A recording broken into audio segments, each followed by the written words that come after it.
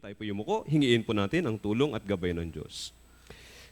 Diyos naman naming banal na nasa langit, salamat po dakilang Diyos sa umaga na ito. Kami inyong tinipon at pinagkalooban kami ng pagkakataon na makapagpatuloy sa amin pong pag-aaral ng iyo pong salita. Sa nakalipas pong isang linggo amang Diyos, mula Lunes hanggang Biyernes, ay nagdaos po kami ng Grand Bible Seminar at naniniwala po kami amang Diyos na sa pagkakataong ito ay marami po yung naligtas ng mga kaluluwa.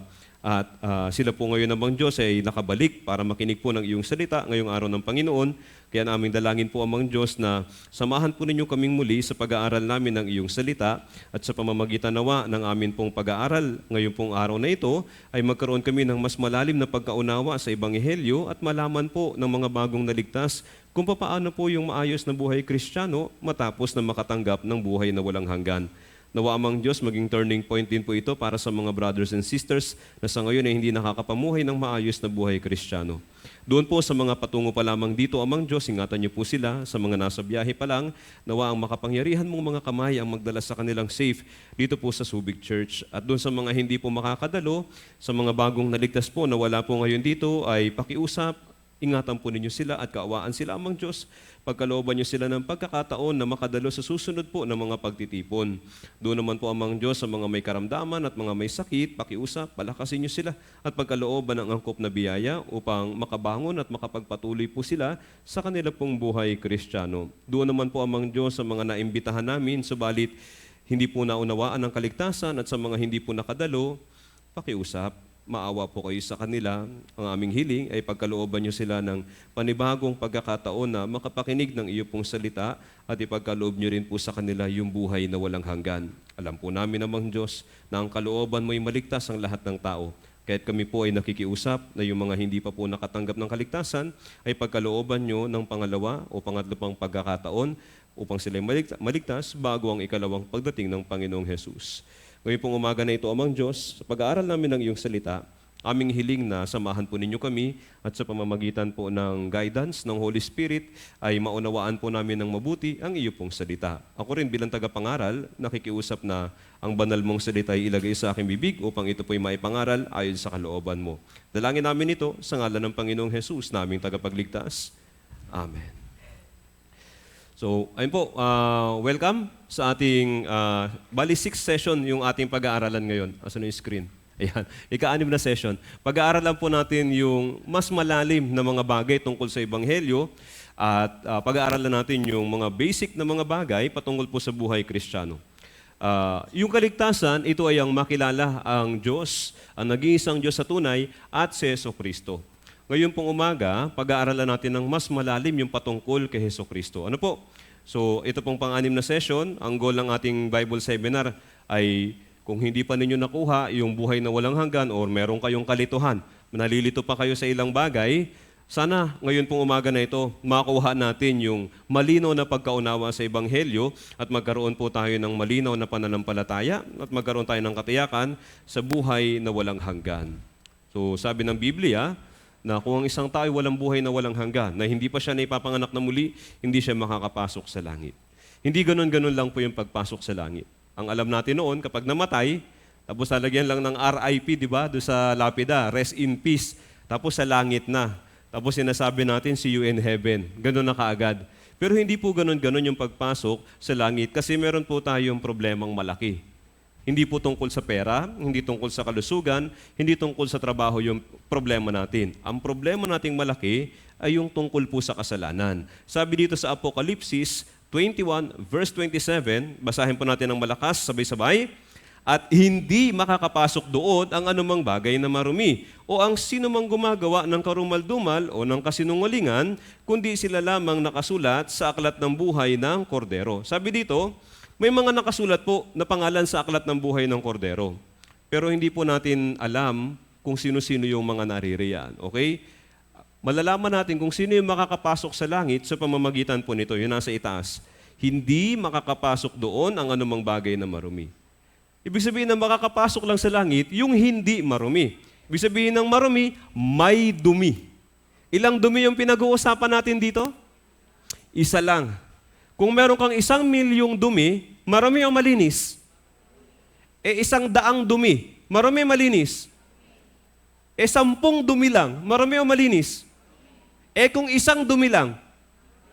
So anong ibig sabihin po nito? Hindi ka makakapasok sa langit hanggat meron kang kahit na isang kasalanan. Yun po yung malino na sinasabi ng Biblia. Ang langit po malinis. Hindi pwede kapag may kasalanan. Pwede lang doon kapag wala ng kasalanan. Kaya nga, kailangan tayong maligtas mula sa lahat ng ating mga kasalanan. 100%. Hanggat may kasalanan, hanggat may karumihan, nananatili tayong hiwalay sa Diyos. Kaya kung dito sa lupa, hiwalay ka sa Diyos dahil may kasalanan, pagpunta mo ba sa kabilang buhay, i-expect mo makakapasok ka sa langit? Hindi. Sa kabilang buhay ay magiging hiwalay ka rin sa Diyos. Yung lugar na hiwalay sa Diyos, dalawa lang po ang lugar sa kabilang buhay. Langit at impyerno. Yung langit ay sa piling ng Diyos. Kung ikaw ay hiwalay sa Diyos, otomatiko yun ay ang impyerno. So ano po yung naghihiwalay sa atin sa pagitan natin at ng Diyos?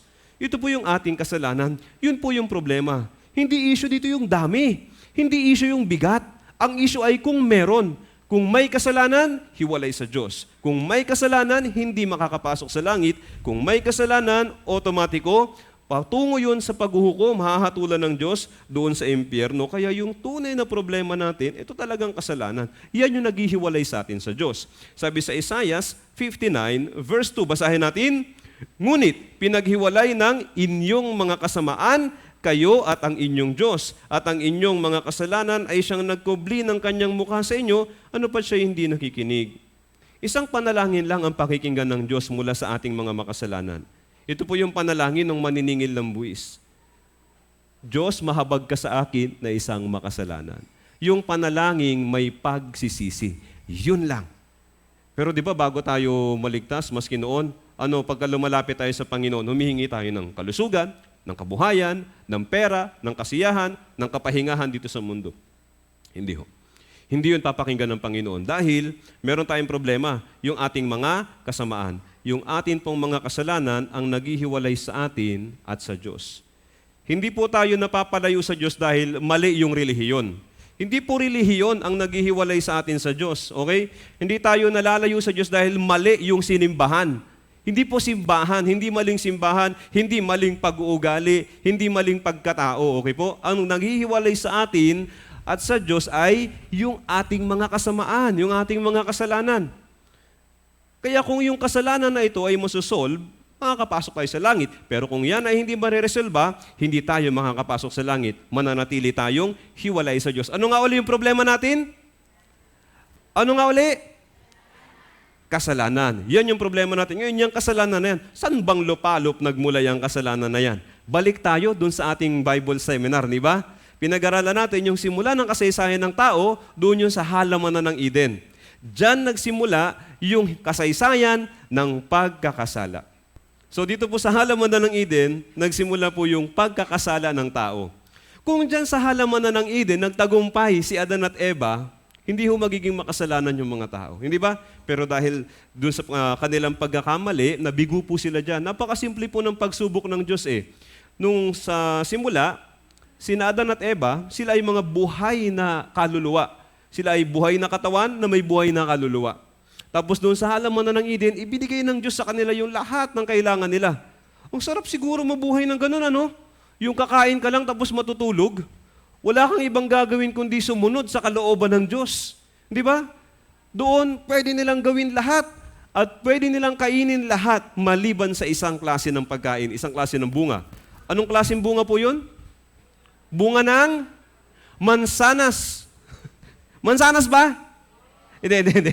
May umuho pa din. Hindi mansanas yon. Okay? Yun yung bunga ng puno ng pagkakilala ng mabuti at masama. Ito po yun. Genesis chapter 2, verse 16 hanggang 17. Basahin po natin ng sabay. At iniutos ng Panginoong Diyos sa lalaki na sinabi, malaya kang makakakain mula sa lahat ng punong kahoy sa halamanan. Subalit, mula sa punong kahoy ng pagkakilala ng mabuti at masama ay huwag kang kakain, sapagat sa araw na ikaw ay kumain niyon, ay tiyak na mamamatay ka. Hindi ba? So, yung bawal na bunga ay ipinagbawal ng Diyos. Yun yung bunga ng puno ng pagkakilala ng mabuti at masama. Hindi ho yun mansanas. Pero ang nangyari, kahit alam na po nila yung utos ng Diyos, Sa halamanan ng Eden, meron pang isang salita. Yung salita ng Diyos, huwag kainin. Pero si Satan, nagsalita din. Sabi ni Satan kay Eva, ginamit po ni Satan yung ahas, sabi ni Satan, kainin mo. Sabi ng Diyos, huwag kumain, dahil pag kumain ka, mamamatay ka. Sabi naman ni Satan, kainin mo, hindi kayo mamamatay. Pinaniwalaan ni Eva yung sinabi ni Satan at kinain niya yung... Hindi ho mansanas yan. Mukha lang mansanas yung drawing. Ano? Yan po yung bunga ng puno ng pagkakilala ng mabuti at masama. Kinain niya o hindi? Ibig sabihin, kanino siya naniwala? Sa Diyos o kay Satan? Naniwala siya kay Satan, kinain niya. Ano nangyari? Namatay yung kanyang espiritu. Tapos, binigyan din niya yung kanyang asawa si Adan at si Adan ay kumain din. Ano nangyari sa spirit ni Adan? Namatay yung spirit ni Adan. Pero hindi lang yun. Hindi lang namatay yung spirit nila. Mayroon pang isang bagay na nangyari. Genesis chapter 3 verse 7. Basahin natin. At parehong nabuksan ang kanilang mga mata at nalaman nilang sila'y mga hubad. Magkasama silang nagtahi ng mga dahon ng puno ng igos at kanilang ginawang panakip. Ano daw yung nangyari? Nabuksan ang kanilang mga mata. Hindi ibig sabihin yung physical na mata. Okay? Dati nang bukas yung physical na mata nila. Hindi sila bulag. Okay? Pero nabuksan yung kanilang isa pang mata. Ito yung mata na nakakakita sa kasalanan. Nagkaroon sila ngayon ng kaalaman tungkol sa kasalanan. Tapos nakita nila na sila ay hubad. Yung hubad, ito po yung nagpapakita ng kahihiyan dahil sa kasalanan. So nakaramdam sila ngayon ng hiya dahil sa kanilang kasalanan. So anong ginawa nila? Siyempre, napansin nilang sila ay hubad. O, the instinct natin ay maglagay ng panakip. Ang problema noon, walang ukay-ukay. Wala yung mabilisang, walang mabibili na RTW, no? Mga ready to wear. So anong ginawa nila? Gumawa sila ng damit, gawa sa dahon ng puno ng igos, at ito yung ginawa nilang panakip. Ito yung pinakaunang damit na naimbento ng tao. Yari sa dahon ng puno ng igos. So parang ganito. Nagtahi-tahi sila ng mga dahon, natakpan nila yung kanilang katawan. So may suot na sila, tama po? Ano sila? Hubad o may damit? May damit. Okay, pagkatapos, nangyari, tinawag sila ng Diyos. Sabi ng Diyos, Adan, Adan, nasaan kayo? So parang ganito, tinatawag din tayo ng Diyos. Hindi ba? Tinatawag tayo ng Diyos. Sabi ng Diyos, Anthony, nasaan ka? Marlon, nasaan ka? Pag tinawag yung pangalan natin, anong dapat na isagot? Kunyari, tinawag sa'yo, Jenny, nasaan ka? Anong sagot? Sa school, di ba? Anong sagot? Pag tinawag yung pangalan? Present. Sabi ng Diyos, Adan, nasaan ka? Ano dapat ang isagot nila? Present. Pero kakaiba yung sagot nila. Sabi sa Genesis 3 verse 10, basahin natin. Sinabi niya, narinig ko ang iyong tinig sa halamanan at ako'y natakot sapagkat, basahin natin yung kulay yellow, sapagkat ako'y hubad at ako'y nagtago. Kakaiba ito. Sabi niya, siya ay hubad. May damit sila o wala? Meron. Pero bakit niya sinabing siya ay hubad? Alam niyo po ang nangyari, sa umaga, yung dahon ng puno ng igos ay sariwa. Pero habang lumilipas yung oras, ito po yung natutuyo. Di ba? Natutuyo hanggang sa malanta. Kaya pagdating ng hapon, wala na ring silbi yung ginawa nilang damit. Natuyo na, nalagas na. Kaya anong sabi niya? Inamin niya yung pagiging hubad, kaya siya ay nakatago. Sa huli, ibig sabihin, yung kanilang ginawang damit na yari sa dahon ng igos, may silbi o wala? Wala ding silbi. Yung kanilang effort ay walang silbi. Kaya nung makita ito ng Diyos, yung Diyos na yung gumawa ng paraan para bigyan sila ng tunay na damit. Yung ginawa nila ay hindi naging tunay na damit. Kaya yung Diyos ay gumawa ng tunay na damit. Sabi dito sa Genesis 3 verse 21, basahin natin. At iginawa ng Panginoong Diyos si Adan at ang kanyang asawa ng mga kasuotang balat at sila'y dinamitan. Kasuotang balat. Itong kasuotang balat, ito po yung larawan ng gospel. Ito po yung larawan ng kamatayan ng Panginoong Jesus. Ito po yung tunay na kaligtasan. Okay? Kanina, yung damit nila hindi tunay na damit. Ito yung kauna-unahang damit na gawa ng tao. Yung yari sa dahon ng igos. Pero hindi ubra. Kaya yung Diyos gumawa ng panibagong damit. Ito naman yung kauna-unahang damit na ginawa ng Diyos para sa tao. Ito yari sa balat ng hayop. Kung yung damit mo yari sa balat ng hayop, matutuyo o hindi? Matutuyo. Kayo naman. Matutuyo. Pero malalanta o hindi? Hindi. Masisira o hindi? Hindi. Matibay yun. Yari sa balat ng hayop, hindi ba? Yun yung ibinigay ng Diyos. Diyos ang gumawa, hindi tao yung gumawa. Ang tawag dito, biyaya. Hindi nila pinagtrabahuan. Ibinigay ng Diyos sa kanila ng libre. Ang problema kasi po sa atin, gaya po ni Adan at Eva, nasanay tayo, magmula nang tayo nagkamalay, nasanay tayo na humahanap tayo ng kaligtasan na ayon sa sarili nating paraan. Tayo po yung gumagawa. Ito po yung kaligtasang ayon sa paraan ng tao, gawa ng tao. Ito po'y gaya ng dahon ng igos. Ito po yun, pagiging miyembro ng simbahan. Di ba nagkakala tayo na kapag nagsikap tayo na magpamiyembro sa isang simbahan, ikaw yung gumawa nun, di ba? Kasi ikaw yung nagpamiyembro. Yan, maliligtas ka. Kapag miyembro ka ng isang simbahan o isang iglesia, ay maliligtas ka. Mali po yan. Kasi yan ay gaya ng dahon ng igos, yan ay paraan ng tao. Hindi po yan biyaya, yan po'y ayon sa sariling gawa. Ito namang iba, nagsimba ng mahabang panahon. At yung iba, naglingkod sa simbahan. Tapos yung iba, na-promote, naging pastor at naging mangangaral ng simbahan. So itong mga ito ay sariling paraan ng tao. Ito ay gaya ng dahon ng igos. Yung iba naman, sabi nila ay pinanganak daw sa pamilyang Kristiyano. Ito po ay sa paraan pa rin ng tao. Hindi po yan biyaya ng Diyos. Paggawa ng kabutihan, pagtupad sa 10 utos, may nagawa ba tayong mabuti sa harapan ng Diyos? Bilang makasalanan, wala tayong magagawang mabuti. Di ba kapag meron tayong kaaway, anumang gawin ng tao, masama sa paningin natin. Dahil kaaway siya eh. Tayo bilang makasalanan, wala tayong magagawang mabuti sa harapan ng Diyos hanggang sa tayo ay maging mga anak ng Diyos. Doon lang magbabago yung tingin ng Diyos sa atin. Hanggat hindi tayo nagiging mga anak ng Diyos, lahat ng gagawin natin ay masama sa paningin ng Diyos. Pagtupad sa 10 utos, makakatupad ba talaga tayo sa 10 utos? Nagsikap naman tayo, pero nabigo tayo. At ayon sa Biblia, sikapin man nating tuparin, tayo po'y magkakasala pa rin, walang silbi. Penitensya, pamamanata, sinasaktan yung sarili, nagpapakasakit. Akala natin sa pamamagitan niyan, napapatawad yung kasalanan. Mali din po yan. Yan ay paraan ng tao. Kumpisal. Ang kumpisal ay hindi po nakakapagligtas. Yung kumpisal, ginagawa yan pagkatapos na maligtas.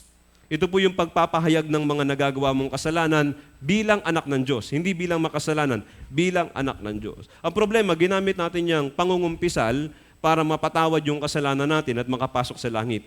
Hindi po yan nakakapag-alis ng kasalanan. Ang nakakapag-alis ng kasalanan ay ang dugo ni Jesus. Hindi po yung kumpisal. Bautismo. Yeah. Marami mga Pilipino naniniwala na sila'y naligtas nung sila'y nabautismuhan. Hindi po nakakapagligtas yung bautismo. Yung bautismo ginagawa pagkatapos na maligtas. Hindi po yan nakakapagligtas at nakakapag-alis ng kasalanan. Iba naman, himala, pangitain, pati na yung speaking in tongues. Totoo po yung himala. Hindi ko po sinasabi na walang himala. May himala. Pero yung himala ay hindi nakakapag-alis ng kasalanan. Hindi yan nakakapagligtas. Yung himala ay pinapahintulot lang yan ng Diyos para maranasan ng tao yung kapangyarihan ng Diyos. Para sabihin sa tao na may Diyos. Pero kung hindi siya maliligtas mula sa kanyang kasalanan, may Diyos nga. Pero parurusahan siya sa impyerno. Walang silbi yung himala, hindi ba? Tapos ito, pangitain. Ako ay sakit ng mga Pilipino. Ang hilig natin magbigay ng kahulugan sa kung ano-ano. Kaya kapag nakakita ng yung ulap, di ba, mukhang lalaki na may balbas, anong iisipin ng mga Pilipino? Yung ulap nagmukhang lalaking may balbas. Anong iniisip natin mga Pilipino? Sagot! Si Jesus. Di ba? Kapag mukhang babae, sino daw yun? Si Maria. Naloko na. Naloko na. Paano kunyari, may masama yung pakiramdam mo, hindi mo mawari, nagpa-check up ka, hindi rin malaman ng doktor ano yung sakit mo, eh di nagpatawas. Tapos nung tinawas, yung lumabas na mukha ng lalaki may balbas. Sino yun? Si Jesus. Ganun ba yun? Sabihin nila, ay hindi yan si Jesus, baka nuno. Nanuno ka. Pangitain, ang hilig natin magbigay ng paliwanag. Pati yung mga panaginip, di ba, binibigyan natin ng paliwanag yung mga panaginip. Meron ako nakausap eh. Tinanong ko kung naligtas, ay oo daw. Paano ka po naligtas? Alam mo kasi, may napanaginipan ako noon eh. Hindi talaga mawala sa isip ko yung napanaginipan ko. Kinausap ako ni Jesus sa panaginip. Si Jesus po hindi makikipag-usap sa atin sa panaginip. Alam niyo po kung bakit? Kasi meron pong Biblia. Ito po ang salita ni Jesus. Hindi siya magsasalita ng labas sa Biblia. Kaya sino yung kumausap sa kanya sa panaginip? Hindi po si Jesus yun. Si Satanas yun. Masamang espiritu po yung nakipag-usap sa kanya. Ang hilig natin magbigay ng kahulugan sa mga pangitain. Hindi natin kailangan ng mga pangitain. Ang kailangan natin, Biblia. Kailangan natin katotohanan. Hindi ba? Madadaya tayo kung nagpapaniwala. Alam niyo po yung panaginip? Minsan pinaglalaroan tayo ng panaginip natin. Yung mga kalat-kalat na memorya natin ng mga nangyari kahapon at ng mga nakaraang araw, pinagdudugtong-dugtong po ng utak natin yan habang nananaginip tayo. Kaya hindi po tayo pwede magtiwala sa panaginip, madadaya tayo. Pero yung Biblia, dadayain tayo o hindi? Kaya dito po yung kaligtasan natin. Okay po? So sana wala po sa inyo naniniwala sa panaginip ha. Speaking in tongues. Sabi sa ibang church, naku bro, hindi ka marunong mag-speaking in tongues, hindi ka puspos ng espiritu. Sabing ganun. Yung nakakapag-speaking in tongues ay palatandaan ng puspos ng espiritu. Anong klaseng espiritu? Anong klaseng espiritu yun? Speaking in tongues. Totoo po yung speaking in tongues sa Biblia. Pero ang nangyari sa ibang church, yung speaking in tongues hindi na biblical. Kasi walang paliwanag. Hindi ba? Sabi ng iba, habang nananalangin o habang umaawit, habang nag-sermon, yung pastor biglang maimik na siyandara pababashi bababakaya. Totoo po, nagaganon sila. At talagang minsan nagulat din po ako nung nakakita ako ng ganon. So nagtanong ako, anong ibig sabihin? Ang sabi sa akin, huwag kang magtanong. Kasi espiritu yung nagsasalita. Kung ako walang alam sa Biblia noon, nagpaniwala din ako, ay ganun pala yun. So hinihintay ko rin makapag-speaking in tongues ako noon. Sabi ko, ba't parang wala yatang espiritong kumikilos sa akin? Hindi po totoo yung speaking in tongues na ginagawa sa ibang church ngayon. Sabi sa Biblia, yung speaking in tongues ay may translator. Sabi ni Pablo sa mga taga-Korinto, kung meron sa inyo magi-speaking in tongues, hindi dapat sabay-sabay. Sa ibang church po, lahat sila nag-speaking in tongues eh. Paano yung isa ayaw patalo? Oo, mas puspos ako ng espiritu. Magi-speaking in tongues din siya sa paraan niya. Ayaw patalo, di lahat sila nagsalita na. Yung mga bagong dating nagtaka, ano nangyari? Mga Pilipino ba to? Sabi ni Pablo, kung meron magi-speaking in tongues, isa-isa. Tapos may tagapagpaliwanag. Ngayon, kung walang magpapaliwanag, tumahimik kayo. Ano ibig sabihin ng tumahimik? Makinig kayo dun sa ipinangangaral na salita ng Diyos. Mag-focus kayo sa sermon, hindi sa speaking in tongues. Yun yung sabi po ni Pablo. Kaya sa church po natin, napansin po ninyo, nakafocus tayo sa words of God, hindi sa speaking in tongues. Wala tayong mapapala dun. Hindi ba? Ngayon, kung i-allow man ng Diyos yun, dapat may translator. So far, wala pong translator ng speaking in tongues dito sa ating church. So mag-focus tayo sa words of God, hindi sa speaking in tongues. Okay? Ito ay sariling interpretasyon po ng tao, kaya naniniwala sila na yan ay paraan ng kaligtasan. Ito pang isa, pagtanggap kay Jesus bilang Panginoon na tagapagligtas. Tinanggap mo, ibig sabihin ikaw yung gumawa. Trabaho mo yan, effort mo yan. Hindi na biyaya yan kung ganun. Di ba? Dahil tinanggap mo si Jesus, may obligasyon siya na iligtas ka. Hindi po ganun, di ba? Hindi. Pero sa Biblia, may nakalagay po na tanggapin si Jesus. Hindi po ibig sabihin na magpipray ka, bubuksan mo yung puso mo, papapasukin mo si Jesus bilang Panginoon na tagapagligtas. Hindi po ganun yun. Okay? Ako din po naniwala sa doktrina na ito, na kailangan kong mag-pray at tanggapin si Jesus bilang Panginoon na tagapagligtas. Ang daming beses ko pong ginawa. Pero ang tanong ko sa sarili ko ay, tinanggap ko si Jesus. Tapos may dalawa akong tanong. Sa part ko, tinanggap ko siya. Pero may tanong ako, dalawa. Unang tanong ay, natanggap ko nga ba talaga? Kasi wala pong ebidensya. Wala akong mapanghawakan. Dito po, baka may tumanggap dito kay Kristo bilang Panginoon na tagapagligtas. Tanungin ko po kayo, nung tinanggap mo si Jesus, anong ebidensya? Di ba wala? Hindi natin alam. Tinanong ko pa yung pastor ko noon, Pastor, anong ebidensya na natanggap ko siya? Basta honest yung puso mo. Basta tinanggap mo siya ng buong puso. Tinanggap ko naman ng buong puso, pero anong ebidensya? Wala. Alam niyo po kung bakit wala? Kasi hindi po yung binabanggit ng Biblia. Walang binanggit ang Biblia na kaligtasan sa pamamagitan ng pagtanggap kay Jesus. Pangalawa kong tanong ay, tinanggap ko si Jesus. Paano yung kasalanan ko? Napatawad ba yung kasalanan ko? Hindi ko mapagdugtong yung pagtanggap kay Jesus at yung kapatawaran ng kasalanan. Hindi ko mapagdugtong. Kaya tinanggap ko siya. Pero yung kasalanan ko, nananatili sa akin. Kapag namatay ako, saan ang punta? Langit o impyerno? Dahil may kasalanan.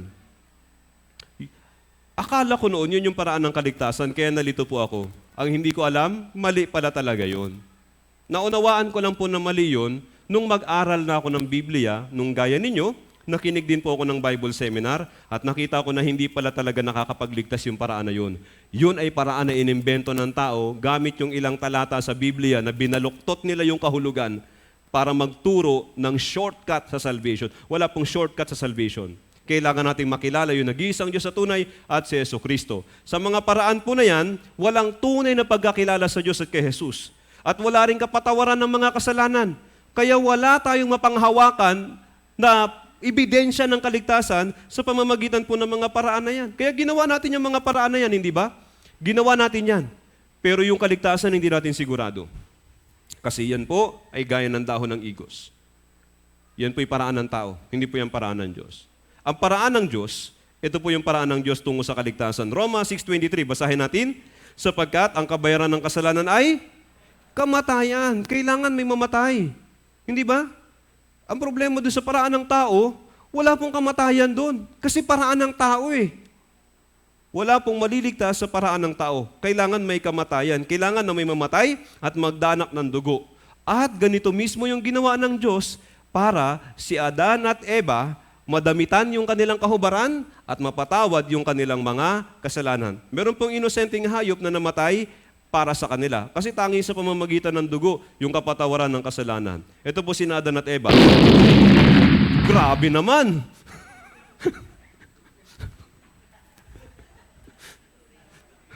So eto na, nagkasala sila. May kasalanan o wala? Ilan yung kasalanan nila? Isa yung kasalanan nila. Pero yung isang kasalanan na yun, ipapahamak sila nun. Hindi ba? Kaya para yung kasalanan nila ay mapatawad, hindi pwedeng, Lord, sorry, patawad. Hindi mo pwedeng ganon. Okay? Kinakailangan may magbayad. Sa kaso nila, ang nagbayad ay yung inosenteng hayop. Sa hayop na yan, nilipat yung kanilang kasalanan at anong ginawa ng Diyos dun sa hayop? Pinatay po ng Diyos yung hayop na ito. Tapos, yung balat ng hayop ay idinamit kina Adan at Eva. Yung balat na yon, meron po yung kasamang dugo. Nung dinamit sa kanila yon, hindi lang po damit yon nagawa sa balat ng hayop, yun po'y damit na may dugo ng hayop. Okay? Kaya nga, yung kanilang kahubaran, natakpan o hindi? Kasi may damit na. Yung kanilang kasalanan, napatawad o hindi? Sa pamamagitan ng dugo ng hayop. Kapatawaran. Yung dugo ang tanda ng kapatawaran ng kasalanan. Ito po yung nangyari dun sa Garden of Eden. Okay po? At ito rin po yung nangyari sa atin sa pamamagitan ng dugo na Jesus. Yung inosenteng hayop po na ito, siya po si Jesus. Siya ang larawan ni Jesus. Ipinapakita po dito yung prinsipyo kung papaano napapatawad yung kasalanan. Sa Genesis pa lang, dun pa lang sa Garden of Eden, ipinakita na ng Diyos yung prinsipyo ng kapatawaran ng kasalanan. Ang kabayaran ng kasalanan ay kamatayan. Kaya may inosenteng hayop na namatay. At para sa atin, sino pong namatay? Si Jesus may kasalanan o wala? Siya ay walang kasalanan at siya yung nagdanak ng dugo para sa atin. Kung walang pagdanak ng dugo, walang kapatawaran ng kasalanan. Sabi sa Levitico chapter 17 verse 11, sapagkat ang buhay ng laman ay nasa dugo at aking ibinigay sa inyo sa ibabaw ng dambana upang ipantubos sa inyong mga kaluluwa. Sapagkat ang dugo siyang tumutubos dahil sa buhay. Kaya yung dugo napaka-importante. Kung walang pagdanak ng dugo, yung kasalanan mananatili sa atin. Hahatulan po tayo ng Diyos. Kaya nga, sabi sa Hebreo 9 verse 22, basahin din natin, 3, 2, 1, sa katunayan, sa ilalim ng kautusan, halos lahat ng mga bagay ay nililinis ng dugo. At kung walang pagdanak ng dugo, ay walang kapatawaran ng mga kasalanan. Kaya doon sa paraan ng tao kanina, okay, walang dumanak na dugo mula sa inosente. Yung penitensya, dumanak yung dugo nila. Dugo ng makasalanan yun, walang silbi yun. Kailangan dugo ng inosente, dugo ni Jesus. Kaya mahalaga po dito na maunawaan natin yung dugo. Alam niyo po, sa tuwing pag-uusapan natin yung salitang kaligtasan, hindi natin pwedeng alisin yung dugo. Kailangan yung dugo. Paano tayo naligtas? Sa pamamagitan ng dugo ni Jesus. So yung kasalanan natin, bayad na hindi pa? Ilan yung nabayaran? Past, present, future, lagpas pa. Lahat ng kasalanan natin nabayaran sa pamamagitan ng pagdanak ng dugo ni Jesus. Napakahalaga po ng pagdanak ng dugo. Kapag walang pagdanak ng dugo, sabi diyan, walang kapatawaran ng mga kasalanan. Walang kaligtasan. Meron pang isang kwento sa Biblia na nagpapakita kung gaano kahalaga yung dugo. Tingnan niyo po ito. Ito, yung dugo ng kordero na dumanak para yung mga Israelita ay hindi mamatay. Alam niyo po, dun sa Egypt, naging alipin yung mga Israelita ng 400 years. Pagkatapos ng 400 years, nagpadala ang Diyos ng tagapagligtas, si Moises. Ang problema, nung inilalabas na ni Moises, yung mga Israelita ayaw pumayag ng paraon. Kaya ang nangyari, nagpadala ang Diyos ng 10 salot. Yung pang 10 salot dito ay yung kamatayan ng mga panganay. Sabi dito, Exodus chapter 11, verse 4 hanggang 5, basahin natin.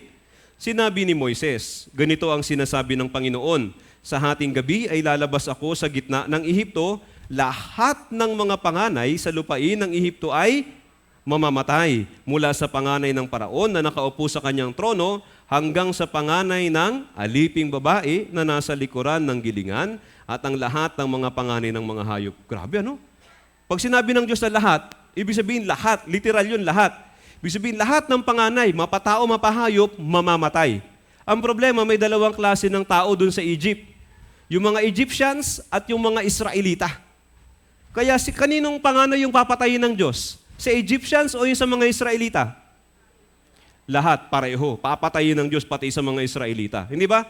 Ngayon, para hindi madama yung mga Israelita, nagbigay ang Diyos ng paraan para maligtas sila sa pamamagitan ng dugo. Dugo ng kordero. Sabi dito sa Exodus chapter 12, verse 13, basahin natin, ang dugo ay magiging sa inyo'y isang tanda sa mga bahay na inyong kinaroroonan.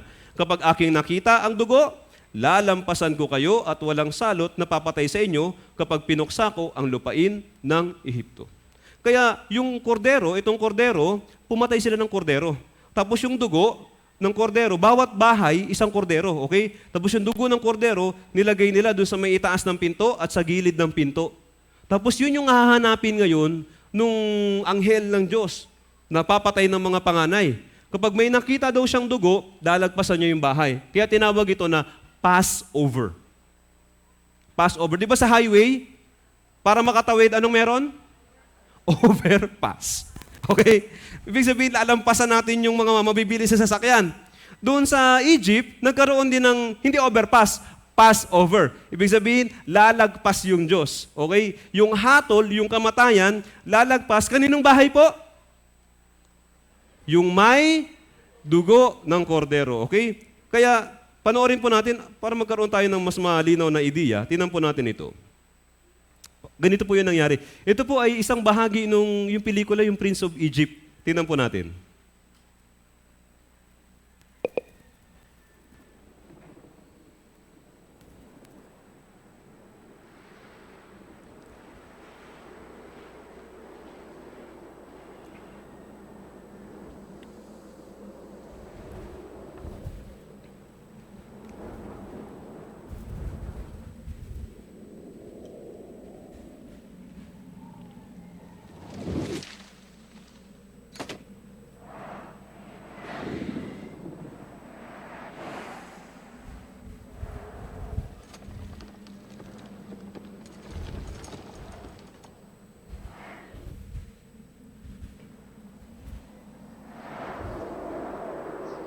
Walang dugo. Kaya kinuha yung panganay. May dugo, kaya lumagpas. Walang dugo, kinuha yung panganay.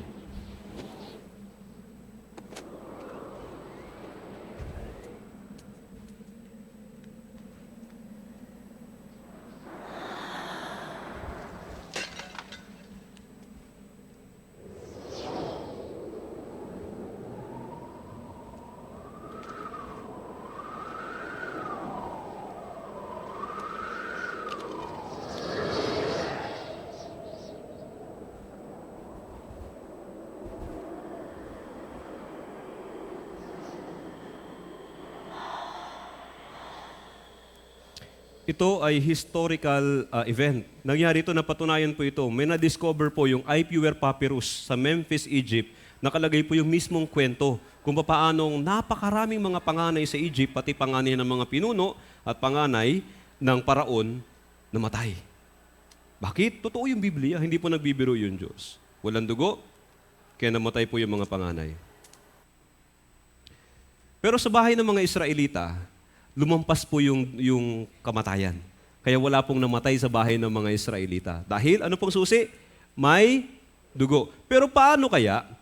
Sabi ng Diyos, di ba, kapag aking nakita ang dugo, lalampasan ko kayo at walang salot na papatay sa inyo. Pero paano kaya kung, sa halip na dugo, ang inilagay nila ay katas ng pulang bulaklak. Yung dugo kulay pula, di ba? Yung katas ng pulang bulaklak, kulay pula din. So pareho ng kulay. Yun yung nilagay nila. Ang baho kasi pag dugo ng hayop, di ba? Malansa. Kung katas ng bulaklak, ang bango. Yun yung nilagay nila. Anong nangyayari sa bahay nila? Mamamatay yung panganay o hindi?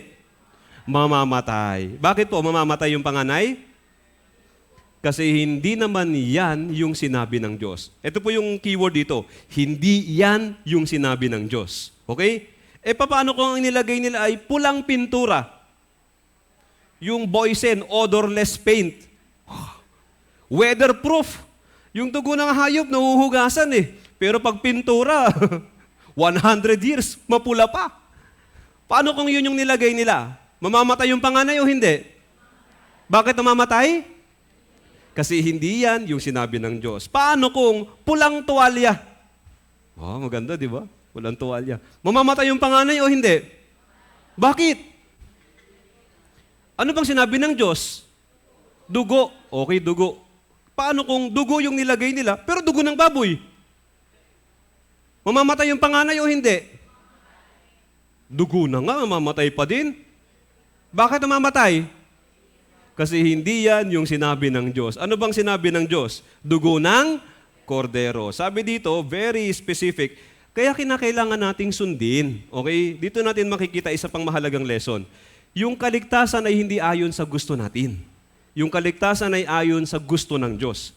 Tayo ang susunod, hindi ba? Tayo magpapasakop. Sabi ng Diyos dito, basahin natin ng sabay, ang inyong kordero ay walang kapintasan. Isang lalaki na 1 taong gulang. Inyong kukunin ito sa mga tupa o sa mga kambing. Iyon ay inyong iingatan hanggang sa 14 na araw ng buwang ito. At papatayin ng buong kapulungan ng kapisanan ng Israel ang kanilang mga kordero sa paglubog ng araw.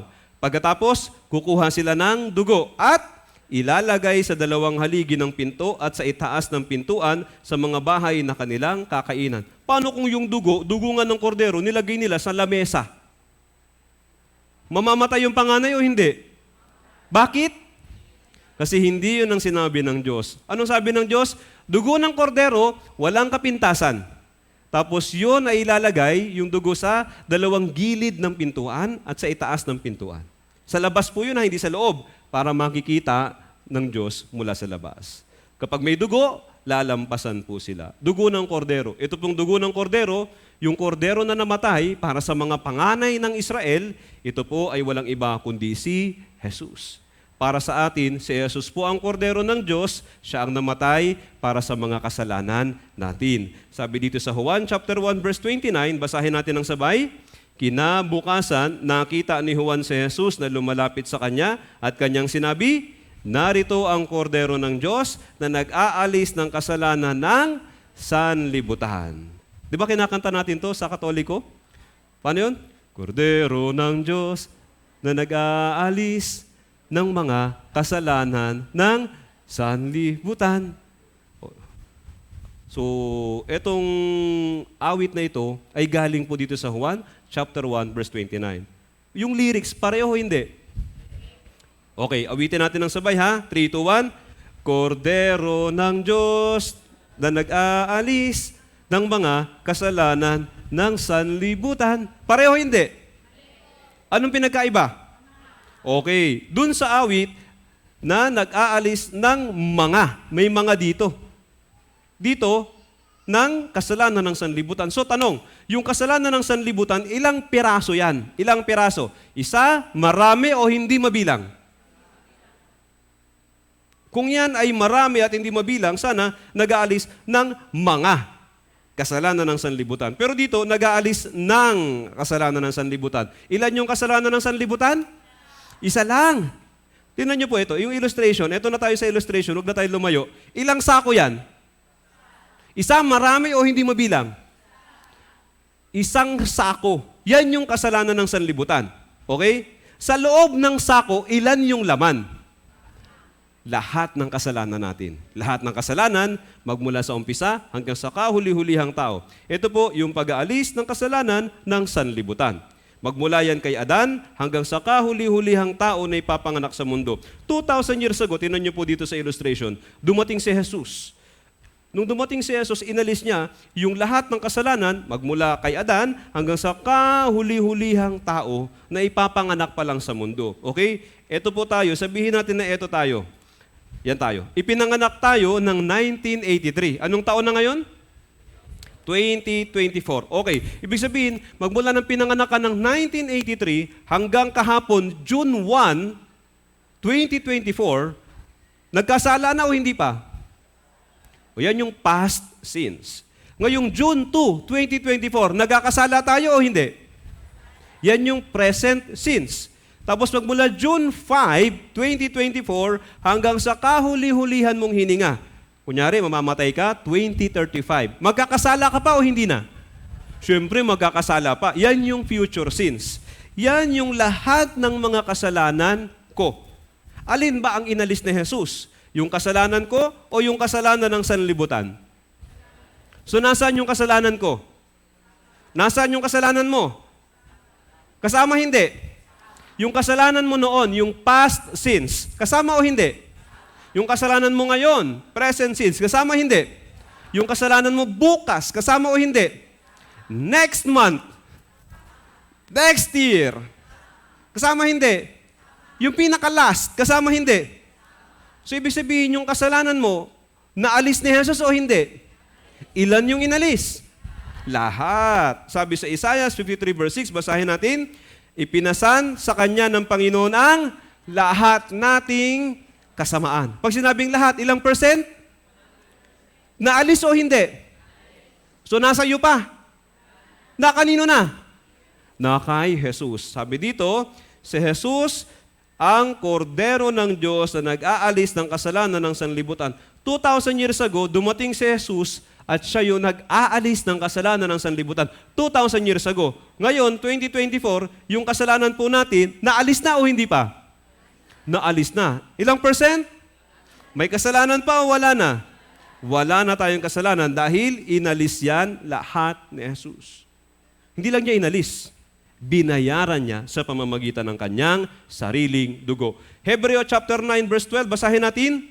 At hindi rin sa pamamagitan ng dugo ng mga kambing at mga toro, kundi sa pamamagitan ng kanyang sariling dugo. Siya ay pumasok na minsan magpakailanman sa dakong banal, sa gayoy tinitiyak ang walang hanggang katubusan.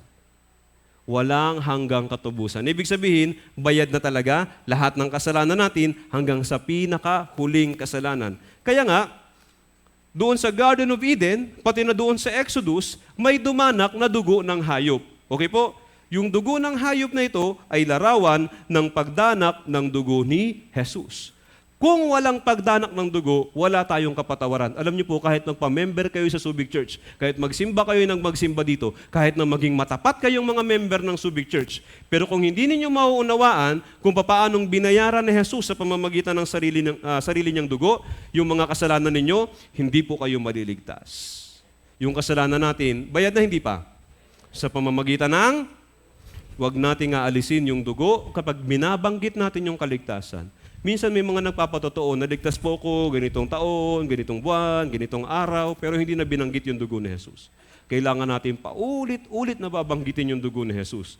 Dahil kung walang pagdanak ng dugo ni Jesus, lahat tayo ay mga panggatong sa impyerno. Efeso 1 verse 7, basahin natin, sa Kanya'y mayroon tayong katubusan sa pamamagitan ng Kanyang dugo na kapatawaran ng ating mga kasalanan ayon sa mga kayamanan ng Kanyang biyaya. Malinaw po yung Biblia, sa Kanya'y mayroon tayong katubusan sa pamamagitan ng Kanyang, hindi po iglesia. Hindi iglesia. May mga nagtuturo na sa pamamagitan ng iglesia, mapapatawad, maliligtas, sabi dito, tayo ay mayroong katubusan sa pamamagitan ng Kanyang kanyang dugo. Okay? Dugo. Kaninong dugo? Hindi kay pastor, ha? Hindi kay evangelist. Kaninong dugo? So kapag naligtas ka, kanino ka magte-thank you? Kay evangelist, kay pastor, o kay Jesus? Okay, wala kayong obligasyon na magpasalamat sa amin. Kami ay mga hamak na mga ngaral lang. Okay po? Kalimutan nyo kami. Burahin nyo kami sa isip ninyo. Pero wag na wag ninyo makakalimutan kung sino yung nagdanak ng sarili niyang dugo para sa inyo. Yun ay walang iba kundi si Jesus. So instead na magpasalamat sa amin, mabuhay kayo para kay Jesus. Yun po yun. Kami din, nabubuhay kami para kay Jesus. Kaya nga ginagawa namin to eh. Kasi ito yung paraan na hinihingi sa amin ng Panginoon eh. Ngayon, kung hihingi yung Panginoon sa amin ng iba pang paraan, edi bibigay namin. Dahil nabubuhay kami para kay Jesus. Kayo din. Kung tunay kayong naligtas sa pamamagitan ng dugo ni Jesus, mabuhay kayo para kay Jesus. Tayo ay mayroon. Mayroon o magkakaroon? O nagkakaroon? Mayroon. Tapos na, hindi pa? Bayad na o hindi pa? Ligtas na o hindi pa? Kailan naligtas? Ako, February 19, 2007. Yes.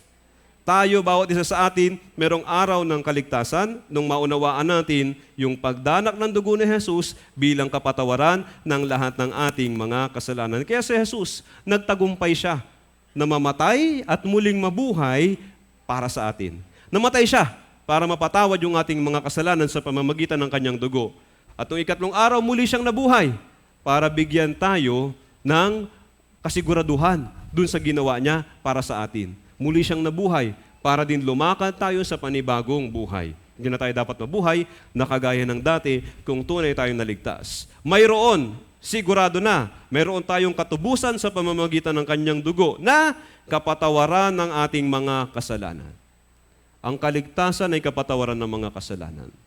Bayad na yung ating past, present, and future sins. Ito ay ang walang hanggang katubusan sa pamamagitan ng dugo ni Jesus. So ito po yung kaligtasan. Kaya nga, ipinanganak tayong makasalanan. Hindi natin yun ginusto. Ang gusto nga natin, bumait. Pero, hindi ko magawa. Hindi ba? Totoo yung kanta rin, gusto kong bumait, pero di ko magawa. Wala naman, alam niyo po, walang matinong tao na gugustuhing magkasala. Wala po, meron tayong espiritu. Although pa tayong espiritu, dahil meron tayong espiritu, meron tayong morality. Likas nating nauunawaan kung ano yung tama sa mali. Kahit na hindi na tayo turuan, may konsepto tayo ng tama at mali dahil meron tayong espiritu. Ayaw natin gumawa ng mali. Hindi ba? Pero nadadaig lang talaga tayo ng ating pagkamakasalanan. Kaya nga, binibigyan tayo ng Diyos ng pagkakataong maligtas. Kaya nga, binayaran na niya lahat ng kasalanan natin. Pati na yung magagawa pa lang, binayaran na niya. Pinatawad na niya 100% sa pamamagitan ng dugo ni Jesus. Inuulit ko po, pag pinag-usapan yung kaligtasan, hindi natin pwedeng alisin yung dugo ni Jesus. Yung dugo niya, ang pundasyon ng ating kaligtasan. Sabi dito, Mateo 26 verse 28, basahin natin, sapagkat ito ang aking dugo ng tipan na nabubuhos dahil sa marami sa ikapagpapatawad ng mga kasalanan. Paano mapapatawad yung kasalanan? Anong kailangan? Yung dugo ni Jesus. So kayo po, kumusta? May kasalanan pa o wala na? Paano kung ngayon tayo kunin ng Panginoon? Kunyari, ngayon na nangyari yung rapture. Ngayon, nag-rapture. Di ba? May kasalanan pa o wala na? Saan kayo mapupunta pag nag-rapture? Makakasama ba kayo sa rapture? Eh kung mamatay ngayong araw na ito, saan ang punta? Langit, impyerno. Bakit sa langit? Ha?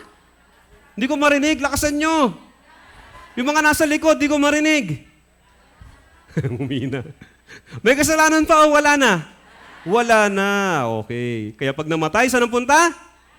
Tanong. Mahirap na tanong. Paano naman yung mga kriminal? Ha?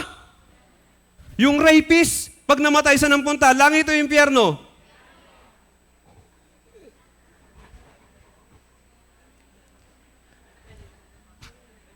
Di ba, yung nakaraan, mainit na balita, doon sa may EDSA, may ng baril. Di ba? Binaril yung nagdadrive ng Innova. Yung tao na yun na ng baril at nakapatay, kapag siya ay namatay sa ng punta, langit o impyerno? Ha? Impyerno? Langit? Ano ba talaga? Yung kasalanan niya, yung pagpatay niya doon sa driver ng Innova, bayad na hindi pa? Kaya pag siya ay namatay, saan ang punta? Sa...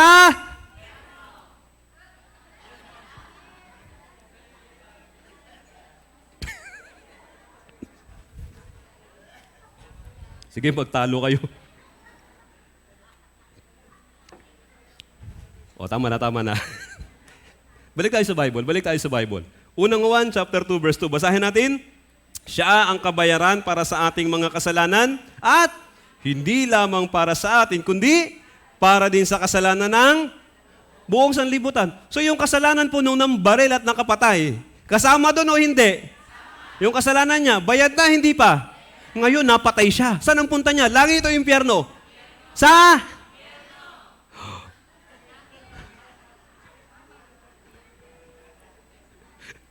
Sabi ng mga naka-attend nung nakaraang Bible seminar, langit! Bayad na! Sabi naman ng mga matatagal na dito, impyerno! So nagtataka yung mga umattend ng Bible seminar, bakit impyerno? Ibayad na yung kasalanan nila.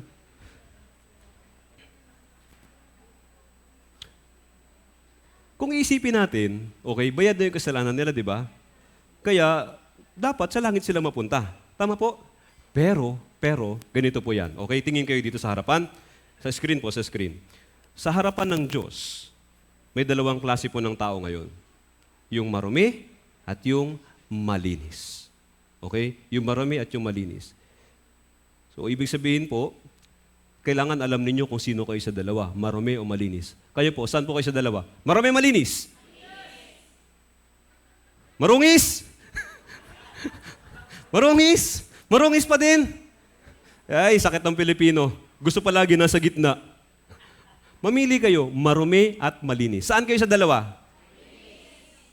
Malinis. May kasalanan pa o wala na?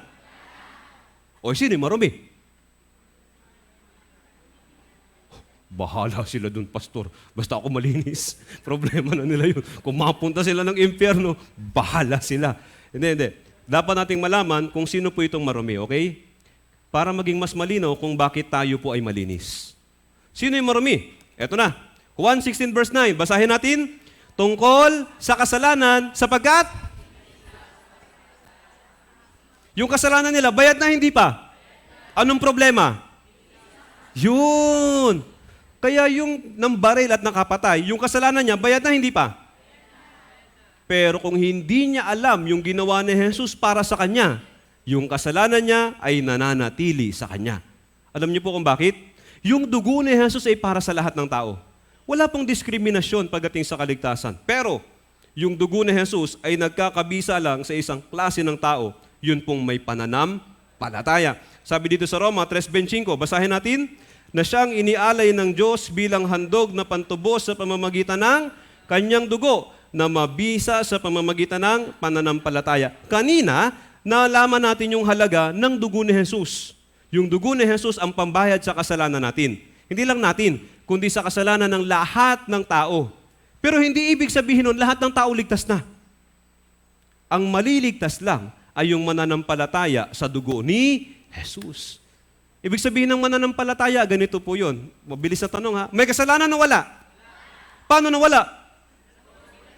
Sa pamamagitan ng? Alam ba to ng lahat ng tao? Lahat ng tao ay binayaran na ni Jesus. Pero hindi ito alam ng lahat ng tao. Kayo man, di ba? Bago ninyo nalaman ito sa pamamagitan ng Bible seminar natin, bago ninyo naunawaan, alam ba ninyo na bayad na lahat ng kasalanan nyo? Di ba hindi? Kaya nga takot tayo noon eh. Kasi hindi natin alam yung katotohanan. Pero nag-aral tayo ng Biblia, nalaman natin yung katotohanan. Bayad na pala lahat ng kasalanan ko. Yung araw na naunawaan natin, yun din po yung araw na sinampalatayanan natin yung ginawa ni Jesus. Yun din yung araw na yung dugo ni Jesus ay naging mabisa sa atin. Yun yung araw na naging malinis tayo sa lahat ng kasalanan. Pero hanggat hindi po alam ng tao yung ginawa ni Jesus, mananatili yung kasalanan niya sa kanya, pagbabayaran niya yun doon sa impyerno.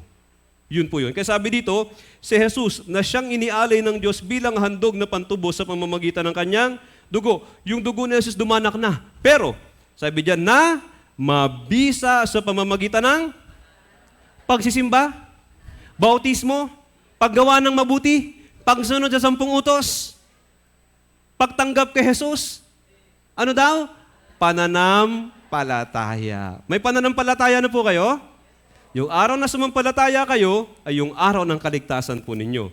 Pagmula sa araw na yon, tayo'y malinis sa lahat ng ating mga kasalanan. Kaya nga, importante po dito yung pananampalataya. Sa part ng Panginoon, naririyan yung dugo. Tapos na. Nandiyan na yung dugo para sa atin. Ano naman sa part natin? Kailangan nating malaman. At kailangan nating sampalatayanan yung kanyang dugo. Hebreo chapter 11 verse 6, basahin natin ng sabay. At kung walang pananampalataya ay hindi maaaring kalugdan ng Diyos, sapagat ang sino mang lumalapit sa Kanya ay dapat sumampalatayang may Diyos at Siya ang tagapagbigay gantimpala sa mga masigasig na humahanap sa Kanya. Yung tao kahit gusto niyang maligtas, pero wala siyang tunay na pananampalataya. Okay, linawin ko to. May dalawang klase po ng pananampalataya sa harapan ng Diyos. Una ay yung bulag na pananampalataya. Ibig sabihin, nananampalataya ka kahit hindi mo alam. Bulag yun. Hindi mo alam. Dati pa naman tayo nananampalataya kay Jesus, di ba? Pero bakit may kasalanan tayo noon? Bakit hindi natin alam yung kapatawaran? Kasi bulag tayo. Nananampalataya lang tayo, pero bulag tayo. Hindi natin nakikita yung ginawa ni Jesus. Ngayon, nakita natin yung ginawa ni Jesus. Nalaman natin, naunawaan at sinampalatayanan. Ito po yung tunay na pananampalataya. Okay? Kaya sana lahat tayo dito may tunay na pananampalataya. Kung wala yung ganong pananampalataya, anong sabi? Hindi maaaring kalugdan ng Diyos. Sabi dito, sino mang lumalapit sa Kanya ay dapat sumampalatayang may Diyos at Siya ang tagapagbigay gantimpala sa mga masigasig na humahanap sa Kanya. Kung wala kang pananampalataya, kahit masigasig tayong lumalapit sa Kanya, walang silbi. Pero kung merong tamang pananampalataya, una sa lahat ay ligtas. Yun po yung pinaka-importante. Meron tayong kaligtasan. Kaya mahalaga po yung pananampalataya. Kung walang pananampalataya, sa madaling salita, walang silbi, yung dugo ni Jesus. Papakita ko po sa inyo yung kahalagahan ng pananampalataya. Meron pong kwento sa Biblia tungkol sa dalawang tao na pareho nilang gustong ma-recover yung relasyon sa Panginoon. Kaya nangyari, pareho silang lumapit kay Jesus. Yung isa may pananampalataya, yung isa ay may gawa. Ito po sina Cain at Abel. Ito po, pag-aaralan natin yung kwento ni Abel at ni Cain. Sa Bible Seminar po, hindi po na pag-aaralan ito. Pero ngayon titingnan natin, ano ba yung lesson dito? Okay? Sina Abel at Cain, sila yung anak ni na Adan at Eva. Pareho nilang gustong ma-recover yung relasyon sa Diyos, kaya naghandog sila sa Diyos. Genesis chapter 4, verse 1 hanggang 4, basahin natin. At nakilala ng lalaki si Eva na kanyang asawa, at siya'y naglihi at ipinanganak si Cain. At sinabi, nagkaanak ako ng lalaki sa tulong ng Panginoon. Kasunod nito ay ipinanganak niya ang kanyang kapatid na si Abel. Si Abel ay tagapag-alaga ng mga tupa at si Cain ay magbubungkal ng lupa. Sa paglipas ng panahon ay nagdala si Cain ng isang handog sa Panginoon mula sa mga bunga ng lupa. Nagdala rin si Abel ng mga panganay ng kanyang kawan, ang taba ng mga iyon. So ito po yung kwento. Pareho nilang gustong ma-recover yung relasyon sa Diyos. Gusto nila magkaroon ng kaligtasan. Okay? Ngayon, si Abel, siya ay nag-aalaga ng mga kawan, mga tupa po ito. Okay? Tapos si Cain naman, siya naman ay magbubungkal ng lupa, parang magsasaka. Okay, magkaiba yung kanilang trabaho. Pareho silang naghandog ngayon sa Panginoon. Pero tanong, pareho bang tinanggap ng Panginoon yung handog nilang dalawa? Ang sagot po hindi. Sabi sa verse 5, basahin natin, at pinahalagahan ng Panginoon si Abel at ang kanyang handog. Subalit, hindi niya pinahalagahan si Cain at ang kanyang handog. Galit na galit si Cain at nagngit-ngit ang kanyang mukha. Kaninong handog po yung tinanggap ng Panginoon? Hindi lang yung handog ni Abel, pati si Abel. Sabi diyan, pinahalagahan ng Panginoon si Abel at ang kanyang handog. Okay, tingnan po natin ngayon. Ano po yung pagkakaiba? Ito si Cain, ito po si Abel. Si Cain naghandog ng bunga ng lupa, tapos si Abel naman naghandog ng panganay ng kanyang kawan. Sabi po ng Bible, hindi parehong tinanggap.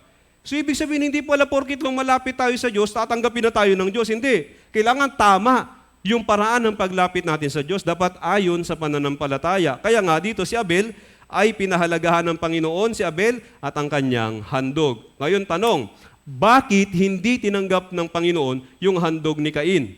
Sabi ng iba, ay kasi hindi niya pinagsikapan. Siguro naghandog lang siya basta-basta. Hindi po, mali po yun. First time po nilang naghandog sa Diyos. Inuulit ko po sa Diyos. Alam niyo po, kahit hindi tayo turuan ng Biblia, kapag inutusan tayong maghandog sa Diyos, maghahandog ba tayo ng basta-basta? Di ba may mga recollection noon?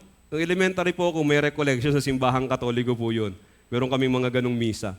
Tapos naghahandog po kami bawat section. Tapos bawat estudyante merong contribution. Hindi kami magbibigay ng basta-basta, kundi yung pinakamaganda na pwedeng ibigay sa pamamagitan ng pera ng magulang namin, yun yung ibinibigay namin. Si Cain, hindi rin siya naghandog ng basta-basta. Hinandog niya yung pinakamaganda sa mga ani ng kanyang bukid. Tapos si Abel naman naghandog ng panganay ng kanyang kawan. So ibig sabihin, kung sa sigasig at sa sigasig lang, matatawaran ba natin yung sigasig ni Cain? Hindi. Hindi natin pwedeng tawaran. Pero anong problema? Anong meron sa handog ni Abel na wala sa handog ni Cain? Ang sagot, pananampalataya. Hebreo 11 verse 4, basahin natin. Sa pananampalataya, si Abel ay nag-alay na sa Diyos ng higit na dakilang handog kaysa kay Cain. Sa pamamagitan nito, siya'y pinuri bilang matuwid at ang Diyos ang nagpapatotoo sa pamamagitan ng pagtanggap sa kanyang mga kaloob. Patay na siya. Gayon may nagsasalita pa sa pamamagitan ng kanyang pananampalataya. Yun po yung pagkakaiba. Si Abel, meron daw pananampalataya. Si Cain, wala. Magtataka kayo, bakit ganun? Paano nangyari? Magkapatid sila. Magkasama lang naman sila nabubuhay, di ba? Magkasama lang naman sila sa bahay. Iisa lang naman ang magulang nila. Ganito po, maaari, siyempre, alam niyo po yung nangyari doon sa Garden of Eden, di ba? Yung nagkasala si Adan at Eva, tapos para magkaroon sila ng damit, yung Diyos pumatay ng hayop. Alam niyo po kung gaano katinding impact sa tao kapag nakakita po ng kamatayan? Kapag sa harap mo may pinatay? Alam mo po, kapag nakakita ka ng isang pinatay sa harap mo, okay? At may nakita kang dumanak na dugo, mababago ka.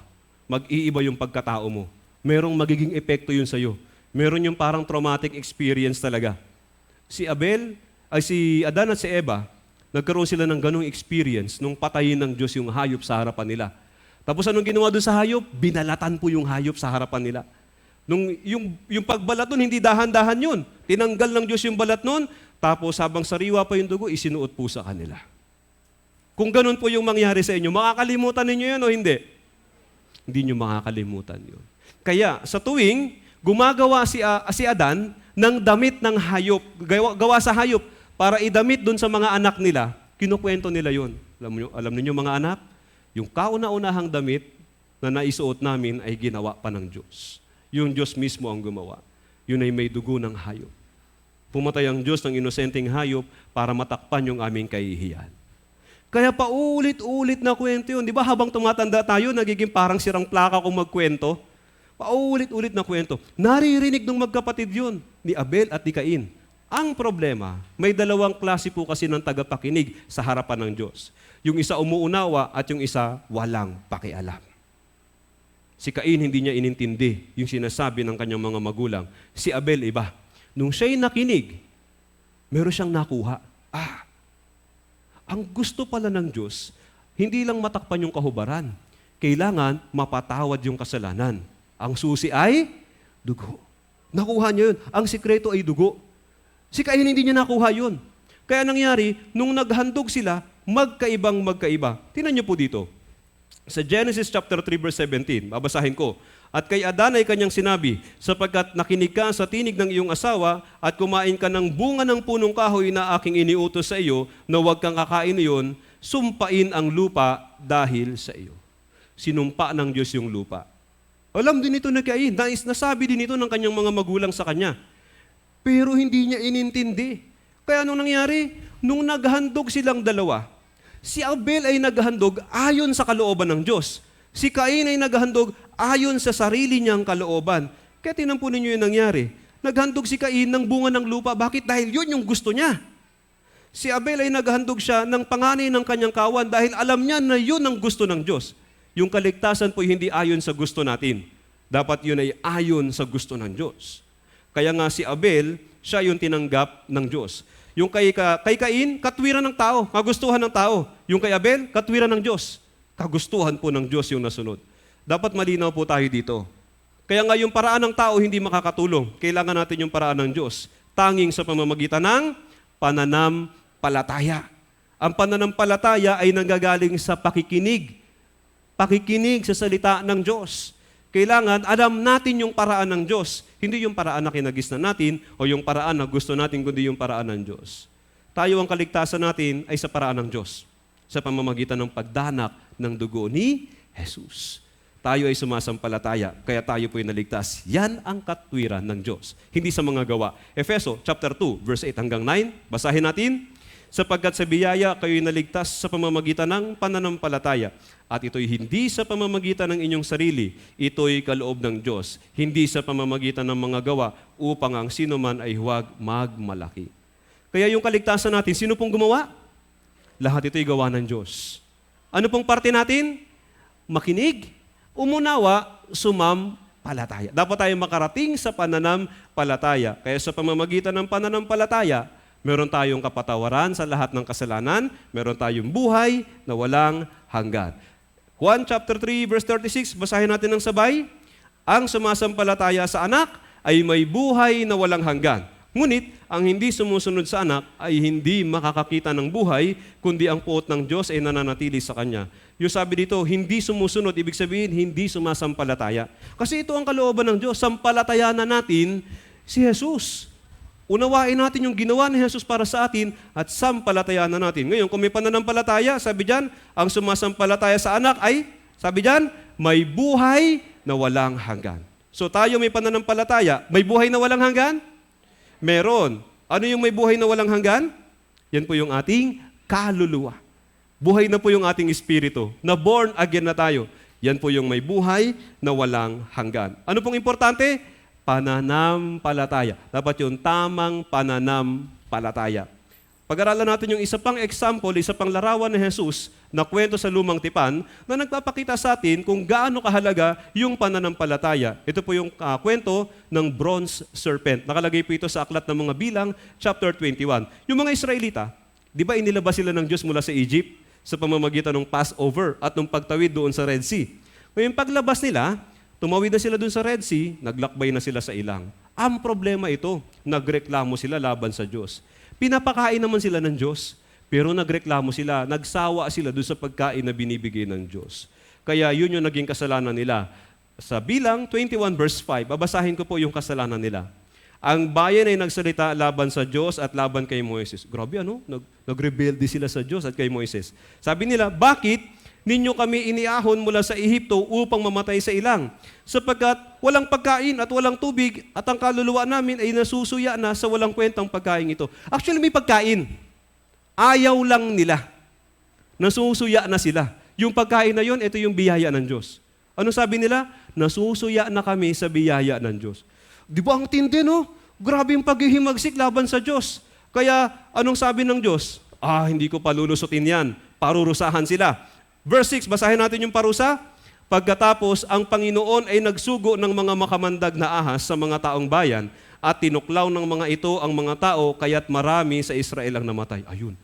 May naglabasan ng maraming mga makamandag na ahas tapos pinagtutuklaw sila isa-isa. Bawat matuklaw, patay.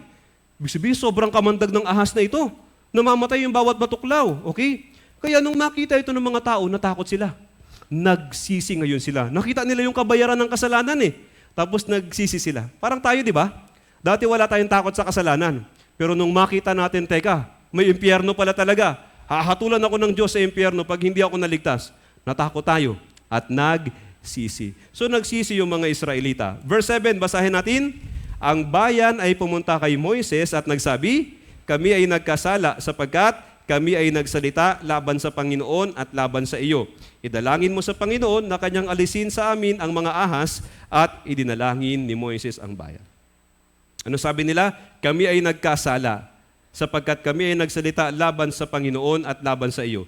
Idalangin mo sa Panginoon na kanyang alisin sa amin ang mga ahas. Dalawang bagay po yan. Ito po yung tunay na pagsisisi. Una, ay inako nila yung kanilang pagkakamali. Inako nila, nagkasala kami laban sa Diyos. Hindi ba? Pangalawa, humingi sila ng kaligtasan. Sabi dito, idalangin mo sa Panginoon na kanyang alisin sa amin ng mga ahas. Yan po yung tunay na pagsisisi. Pag-ako sa kasalanan at paghihingi ng kaligtasan. Nagkaroon po ba tayo niyan? Nakaranas po tayo niyan? Yes. Kaya, nung nakita ng Diyos yung pagsisisi, ibinigay ng Diyos sa kanila yung kaligtasan. Ito na yung kaligtasan. Basahin natin ng sabay. Numbers chapter 21, verse 8 hanggang 9. At sinabi ng Panginoon kay Moises, gumawa ka ng isang makamandag na ahas at ipatong mo sa isang tikin at bawat taong nakagat ay mabubuhay kapag tumingin doon. Kaya't si Moises ay gumawa ng isang ahas na tanso at ipinatong sa isang tikin at kapag may nakagat ng ahas at tumingin ang taong iyon sa ahas na tanso ay nabubuhay. Kaya ang utos ng Diyos para hindi mamatay yung mga nakagat ng ahas, gumawa ka ng isang ahas na yari sa tanso. Tapos ipatong sa isang tikin. Yung tikin, isa po itong mataas na kahoy. Ibig sabihin, nakapatong sa isang mataas na kahoy para makita kahit lang nasa malayo. Okay? Kaya, pag may nakagat ng ahas, tapos tumingin dun sa may ahas na tanso na nakabitin, nabubuhay. Ibig sabihin, gumagaling. Nawawala ng bisa yung kamandag. Pero ibang mga tao, ayaw nilang maniwala. Imposible naman yan. Ang kailangan natin dito, yung sungay ng usa. Ang tawag doon yung ginigilitan ng ganon, tapos niisip-sip yung dugo. Tandok, di ba? Papatandok daw. Yung iba naman hindi, dalhin mo ako sa ospital. Sabi naman ng iba, hindi, mamamatay na ako. Hinintay na lang nilang mamatay sila. Pero may mga naniwala sa sinabi ng Diyos. Kaya kahit na parang ang hirap paniwalaan, naniwala sila. Kasi salita ng Diyos, hindi ba?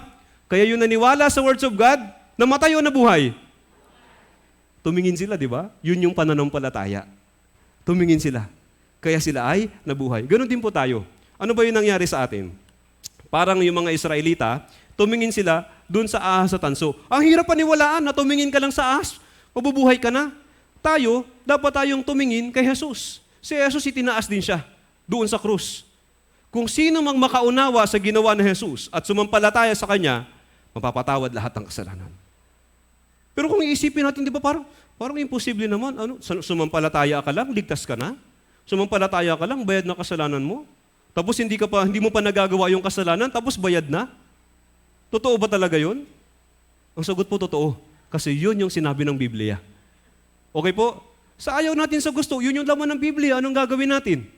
So para maligtas, kailangan tayong magtiwala sa sinasabi ng Biblia. Yun po ang pananampalataya. Magtiwala tayo sa salita ng Diyos. Kahit na ang hirap nating intindihin, basta malinaw yung sinasabi ng Biblia, sumampalataya tayo po'y maliligtas. Sabi sa Juan chapter 3, verse 14 hanggang 15, basahin natin, kung paanong itinaas ni Moises sa ilang ang ahas, kailangan din namang itaas ang anak ng tao upang ang sino mang sumampalataya sa Kanya ay magkaroon ng buhay na walang hanggan. Kaya si Jesus itinaas. Kaya yung bronze serpent sa Numbers chapter 21, ito po'y walang iba kundi si Jesus sa bagong tipan. Kuha niyo po, kaya sino mang sa Kanya sumampalataya ay may buhay na walang hanggan. Ibig sabihin, napatawad na sa lahat ng mga kasalanan. Kaya may John chapter 3 verse 16. Ito po, John chapter 3 verse 14 hanggang 15. Kailangan alam po natin ito. Kung hindi natin naiintindihan yan, ang hirap pong intindihin itong John 3:16. Kaya basahin natin. Ngayon, alam na natin yung ginawa ni Jesus, madali na pong sampalatayanan yung John 3:16. Basahin natin, sapagkat gayon na lamang ang pag-ibig ng Diyos sa sanlibutan na ibinigay niya ang kanyang tanging anak upang ang sino mang sa kanya'y sumampalataya ay huwag mapahamak, kundi magkaroon ng buhay na walang hanggan. Sino man? Ibig sabihin, hindi mahalaga, kahit kriminal ka pa. Yung kanina, balikan natin yung ng baril ng driver ng Innova. Di ba? Malaking kasalanan yun, tama po? Aba, delikado siyang makulong ng mahabang panahon dahil sa kasalanan na yun. Pero, kung malalaman niya yung ginawa ni Jesus para sa kanya, yung kasalanan niya, bayad na, hindi pa? Kung sampalatayanan niya yun, maliligtas siya o hindi? Kaya ang Diyos ay hindi namimili. Sabi dito, sino man? Kaya maaring meron po dito na nakagawa ng malaking pagkakamali. Okay lang yun. Bayad na yan. Okay? Ang importante, alam mo yung ginawa ni Jesus para sa iyo. Doon ka magtiwala. Okay? Doon ka tumingin. Huwag doon sa naging pagkakamali mo. Tumingin ka kay Jesus. Sampalatayanan mo si Jesus. Sabi diyan, sino mang sa kanya'y sumampalataya ay huwag mapahamak. Ibig sabihin ng mapahamak, hindi ka na mapupunta sa impyerno. Hindi ka na hahatulan ng Diyos. Kundi magkaroon ng buhay na walang hanggan. Yes. Nagkaroon na tayo ng buhay na walang hanggan sa pamamagitan ng dugo ni Jesus. Nang sampalatayanan natin si Jesus. Sabi dito, sa unang Pedro chapter 1 verse 9, basahin natin, na inyong tinatanggap ang bunga ng inyong pananampalataya, ang kaligtasan ng inyong mga kaluluwa. Kapag sumampalataya tayo sa ginawa ni Jesus, Ito po yung kaligtasan ng ating kaluluwa. Bakit kailangan maligtas yung kaluluwa? Kasi yan ay patay. Sabi dito sa Isaiah 55 verse 3, babasahin ko, ang inyong tainga ay inyong ikiling at pumarito kayo sa akin. Kayo'y makinig upang ang inyong kaluluwa ay... Anong ibig sabihin ng mabuhay? Kaligtasan. Ito po yung kaligtasan ng patay na kaluluwa. Kaya dun sa Garden of Eden, si Adan at Eva, nung nilikha sila ng Diyos, buhay na kaluluwa. Pero dahil sa isang kasalanan, sila ay nung nagkasala sila, naging patay na kaluluwa. Bakit po namatay? Dahil may kasalanan. Kaya kailangan maalis yung kasalanan na ito. Hanggat hindi naalis yung kasalanan, mananatiling patay yung kaluluwa. Ganyan po tayo nung dumating sa mundo. Pero anong ginawa ni Jesus Christ 2,000 years ago? Siya ay dumating bilang kordero ng Diyos na nag-aalis ng kasalanan ng sanlibutan. Yes, buti na lang dumating si Jesus. Inalis na pala niya. Inalis na o aalisin pa lang? O inaalis pa lang? Tapos na o hindi pa? Yes, tapos na. Anong ginagawa po natin ngayon? Inaalam para ating sampalatayanan. Kaya ano sabi dito? Kayo'y makinig. Nakinig tayo. Nalaman natin na bayad na lahat ng kasalanan natin. Kaya yung ating kaluluwa ay patay na o buhay? Patay pa o buhay na? Buhay na. Ito yung born again. Buhay na yung katawan, buhay na rin yung kaluluwa. Sa araw na ikaw ay naligtas, yun din yung araw na pagkabuhay ng iyong patay na kaluluwa. Yun po yung araw ng iyong pangalawang kapanganakan. Born again. Sabi diyan sa unang Pedro 1:23. Basahin natin. Ipinanganak na kayong muli, hindi ng binhing nasisira, kundi ng walang kasiraan, sa pamamagitan ng buhay at nananatiling salita ng Diyos. Ipinanganak na kayong muli, na born again na. Okay. Ligtas na o hindi pa? Na born again na. Okay, yung araw ng kaligtasan, yun din yung araw ng iyong born again day. Yun yung born again day mo. Okay? So malinaw na po kung bakit may nakalagay na born again sa Biblia. Yung born again ay sa ating kaluluwa. Mamamatay tayo. Yung katawan na ito mamamatay. Pero yung kaluluwa nating buhay, yan ay papasok sa langit para makapiling ang Diyos magpakailanman. Ipinanganak muli. Sino pong nanganak? Sino pong nanganak? Ipinanganak tayong muli. Sino pong nanganak? Hindi, ikaw yung ipinanganak. Pero sinong nanganak? Yun, ipinanganak tayo ng Diyos. Santiago 1:18, basahin natin.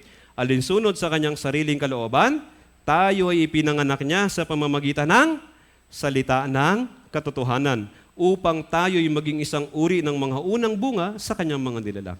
Tayo ay ipinanganak ng Diyos sa pamamagitan ng salita ng katotohanan ng Biblia. Kung hindi tayo nag-aral ng Bible, hindi natin alam yung ginawa ni Jesus. Tayo ay pinanganak ng Diyos, kaya tayo ay naging anak ng Diyos. Yung katawan natin ay anak ni mama at papa. Pero yung ating kaluluwa, yun ang anak ng Diyos. Kaya sabi dito, Juan chapter 1 verse 12, basahin natin, subalit, ang lahat ng tumanggap sa Kanya na sumasampalataya sa Kanyang pangalan, ay Kanyang pinagkalooban sila ng karapatan na maging, sumampalataya daw. Saan? Sa pangalan ni Jesus. Bakit Jesus yung pangalan niya? Kasi siya yung magliligtas sa Kanyang bayan mula sa kanilang mga kasalanan. Kaya kung tayo nananampalataya kay Jesus, ibig sabihin, wala nang kasalanan. Di ba dati nananampalataya tayo kay Jesus? Pero pag tinanong, may kasalanan wala? Ay, syempre meron pa. Hindi naman nawawala yan. Araw-araw yan. Kasi hindi pa natin alam yung katotohanan. Ngayon, alam nyo na yung katotohanan. May kasalanan pa o wala na? Bukas pag nagkasala, yung kasalanan kahapon, bayad na hindi pa? Yung kasalanan ngayon, bayad na hindi pa? Yung kasalanan mamaya, bayad na hindi pa? Yung bukas, next week. Okay, meron ba ditong magnanay na nandito ngayon? Taas nga po yung kamay ng mga magnanay na nandito ngayon. Okay, may mga nanay at anak dito. Okay, sige, mga anak, kayo tatanungin ko yung mga anak. Yung kasalanan nyo, bayad na hindi pa? Yung pagsagot sa magulang, bayad na hindi pa? Ibig sabihin, pag sinagot mo si mama mamaya o bukas, bayad na hindi pa? So, pwede na.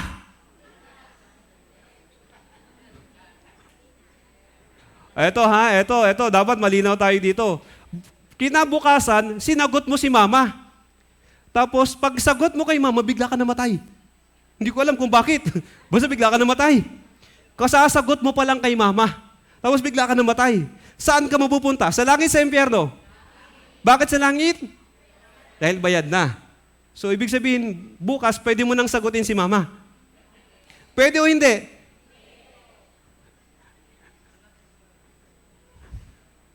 Pwede hindi? Hindi daw, bayad na nga.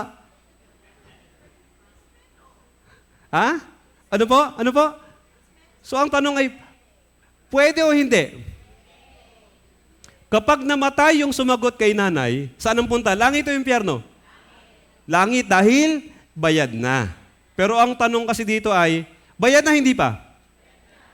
Pangalawang tanong ay, pwede na o hindi pa rin? Nakakalito, di ba? Kasi kung isipin natin, bayad na, ibig sabihin pwede na. Pero parang may mali. So okay, so totoo po, may mali. Tayo po ay naligtas at naging balikan niyo po yung screen, naging mga anak tayo ng Diyos. Kung yung mga magulang natin sa laman, kapag tayo nagkamali dahil sa pag-ibig sa atin, ay dinidisiplina tayo, hindi ba lalo na yung Diyos? Mas mahal tayo ng Diyos. Kung susukatin po yung pag-ibig ng magulang natin sa laman at yung pag-ibig ng Diyos sa atin, alam niyo po, hindi talaga may pagkukumpara. Napakalaki, napakalawak ng biyaya, napakadakila ng pag-ibig ng Diyos sa atin. Kung ganun, hahayaan ba tayo ng Diyos na magpatuloy sa kasalanan porket bayad na yung kasalanan? Sa palagay niyo po, hindi tayo papayagan ng Diyos. Anong gagawin ng Diyos? Didisiplinahin po tayo. Kaya hindi pwede. Okay po? Hindi pwede dahil may disiplina. Pero kung gusto mo yung disiplina, pwede mo naman itry. Sagutin mo si mama mo. Tingnan ko lang kung ano mangyari sa iyo. Okay? Sabi dito sa Hebreo chapter 12, verse 6 hanggang 8, basahin natin. Sapagkat dinidisiplina ng Panginoon ang kanyang minamahal at pinarurusahan ang bawat itinuturing na anak. Magtiis kayo alang-alang sa disiplina, kayo ay pinapakitunguhan ng Diyos bilang mga anak, sapagkat anong ang anak ang hindi dinidisiplina ng ama. Ngunit, kung kayo ay hindi dinidisiplina, na siyang naranasan ng lahat, kung gayon, kayo'y mga anak sa labas at hindi mga tunay na anak. Dito daw natin malalaman kung talagang naligtas ka. Bukas, pag sinagot mo si mama, sigurado ako madidisiplina ka ni mama. Tama? Bukod doon, didisiplinahin ka pa ng Diyos. Dalawang disiplina yan. Sa palagay ninyo, bilang naligtas, okay lang na magpatuloy sa kasalanan? Bakit hindi? Dobling dusa. Bago maligtas, parusa lang ni mama. Maaring bawas baon, di ba? Bawas baon, tapos bawas cellphone, ganyan. Konting pingot, konting hampas, di ba? Konting mamalo, yan. Pero bilang anak ng Diyos, anong gagawin ng Diyos sa atin? Papaluin niya tayo. Mas masakit po magdisiplina ang Diyos. Yung magulang pwede mong layasan para hindi ka mapalo. Pero yung Diyos, wala kang pagtataguan, aabutan at aabutan ka. Tingnan nyo nangyari sa Israel. Nung pinatay nila si Jesus, nagpunta sila kung saan lupalog, pero tinugi sila ng Diyos. Pinatay po sila ng Diyos. Same po sa atin. Bilang mga anak ng Diyos, okay, dapat tayo mamuhay ng may pagsunod sa Diyos, sa mga magulang, dahil utos ng Diyos yun, di ba? Igalang ang magulang. Dapat tayo may pagsunod din sa ating mga guro, sa batas natin, mabuhay tayo ng masunurin. Kapag hindi, anong gagawin ng Diyos? Papaluin. Kapag tayo dinisiplina, masasaktan tayo. Pwede ka mawalan ng trabaho, pwede ka mawalan ng pera, pwede ka magkasakit, at minsan ng malungkot, nadadama yung pamilya po natin. Ayaw natin mangyari yun. Kaya kung tunay tayong anak ng Diyos, bayad na yung kasalanan bukas o hindi pa? Pwede nang gawin o hindi pa? Hindi. Huwag natin gawin kasi mapapalo tayo ng Diyos. Di ba? Anong gusto ba ninyo? Pagpapala o pagpapalo? Pagpapalo? Isang letra lang, di ba? May nagkaiba. Isang letra lang may nagkaiba. Pero magkaiba yung magiging epekto niyan sa buhay mo. Kapag ikaw ay napalo, dalawang bagay po yung nangyayari sa iyo. Double negative yan. Isipin po ninyo mabuti, maging matalino kayo. Double negative yan. Kapag nagkasala ka, double negative yan. Una, napalo ka. Pangalawa, nawala yung pagpapala. Yun po yun. Ngayon, kung ikaw naman ay susunod, hindi ka na napalo, napagpala ka pa dahil sa pagsunod. So ano ulit ang gusto nyo? Pagpapala, pagpapalo? So ano nang gagawin natin ngayon? Porket mabayad na yung kasalanan, magpapatuloy ba tayo sa kasalanan? Hindi. Okay? Pero kung sakaling magkasala tayo, yung kaligtasan natin, nawawala o hindi? Hindi rin nawawala. Kasi nga, bayad na lahat ng kasalanan. Sabi dito, Juan chapter 10, verse 28 hanggang 29, basahin natin. Sila'y binibigyan ko ng buhay na walang hanggan, at kailanmay hindi sila mapapahamak, at hindi sila aagawin ng sinuman sa aking kamay. Ang mga ibinigay sa akin ng aking Ama ay higit na dakila kaysa lahat, at walang makakaagaw ng mga ito sa kamay ng Ama. Yung kaligtasan natin, mawawala o hindi? Kaya pagkatapos na maligtas, habang panahon ka ng ligtas, hindi na po mawawala yan. Pero kapag nagpatuloy ka sa kasalanan, ano nga mangyayari? Mawawala yung kaligtasan o mapapalo ng Diyos? Mapapalo ng Diyos. Kaya okay magpatuloy sa kasalanan? Hindi okay. Sa halip na magpatuloy sa kasalanan, kung tunay tayong naligtas, ang kalooban ng Diyos sa atin ay ito. Tingnan po natin sa Colossus chapter 1, verse 6. Basahin natin ng sabay. Na dumating sa inyo, gayon din naman, kung paanong ito ay namumunga at lumalago sa buong sanlibutan, ay gayon din naman sa inyo, mula ng araw na inyong marinig at maunawaan ang biyaya ng Diyos sa katotohanan. Ano daw yung dapat natin gawin?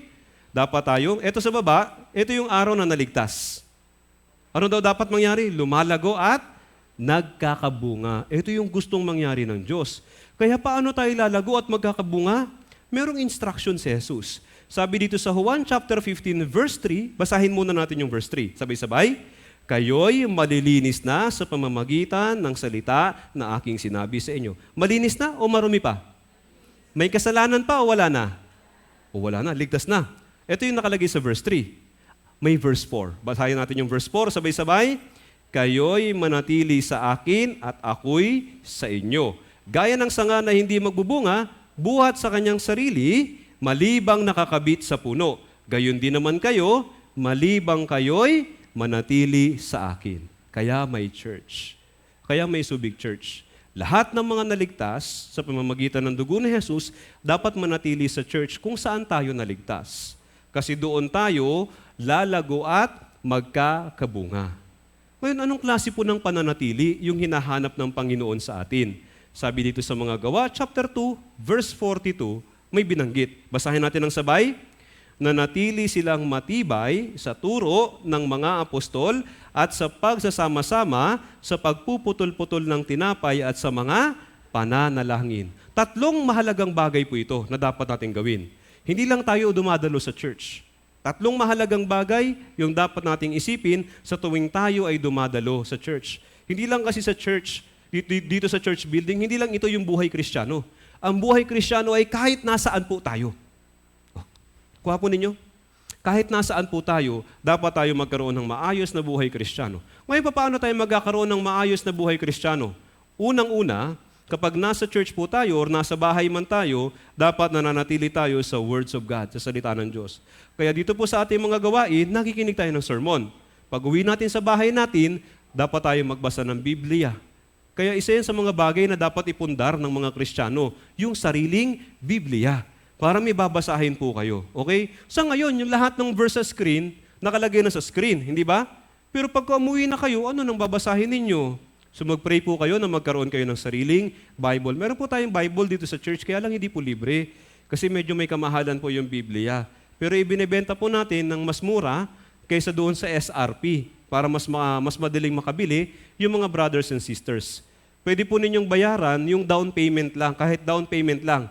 Pagkatapos nito, ibibigay na sa inyo yung Bible. Yung balanse, pwede ninyong bayaran paunti-unti every Sunday. Kung gusto po ninyong bumili ng Biblia, lapit po kayo kay Sister Leia. Taas po yung kamay ni Sister Leia. Siya. Yan. Sikat si Sister Leia ngayon. Lapit po kayo sa kanya para makabili po kayo ng inyong Biblia at kung paano po kayo makakabili ng Biblia. Okay po? Tapos, bukod doon, sabi dito, meron din dito yung fellowship. May sabihin ng fellowship, tayo po yung gathering natin. Importante po na magsama-sama po tayo sa mga takdang pagtitipon. Ngayon ay araw ng Panginoon, nagsasama-sama tayo. Tapos next Sunday, magsasama-sama ulit tayo. Ngayon, kung gusto ninyo mas matuto pa, meron tayong Wednesday sermon. Every Wednesday, 6:30 p.m. po yun. Kung gusto po ninyo na mas matuto, magaganda po yung mga topic doon. Tapos noon, meron tayong mga fellowship. Merong cell group fellowship. Mamaya po may experience ninyo yung cell group fellowship.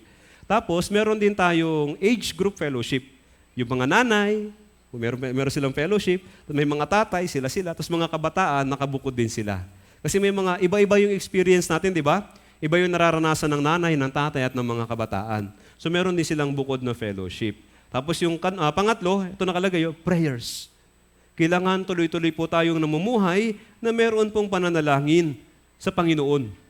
Lalo na pag may kailangan. Hindi lang kapag may kailangan, dapat nananalangin tayo para pasalamatan yung Diyos. Pagising sa umaga, nagpapasalamat tayo dahil buhay pa tayo. Pag kumakain, nagpapasalamat. Bago matulog sa gabi, pasalamat, di ba? Magsisimula tayo sa salamat, Panginoon, at tapusin natin yung araw sa salamat sa Panginoon. Nabubuhay tayo na nagpapasalamat sa Panginoon. Wala ba tayong dapat ipagpasalamat? Dami. Una sa lahat, kaligtasan. Kasunod yung araw-araw na buhay. Tapos yung kinakain natin, yung kalusugan natin, yung church dapat nating ipagpasalamat sa Panginoon. Ito po yung mga mahahalagang elemento ng buhay Kristiyano. At, syempre bilang naligtas, okay lang ba na kayo lang yung ligtas? Kailangan po ninyong ibahagi yung kaligtasan sa mga mahal ninyo sa buhay. Ito po yung pang-apat na mahalagang elemento ng buhay Kristiyano. Una, words of God. Pangalawa ay yung fellowship. Tapos sunod yung prayers. Tapos yung pang-apat, ito po yung tinatawag na evangelism.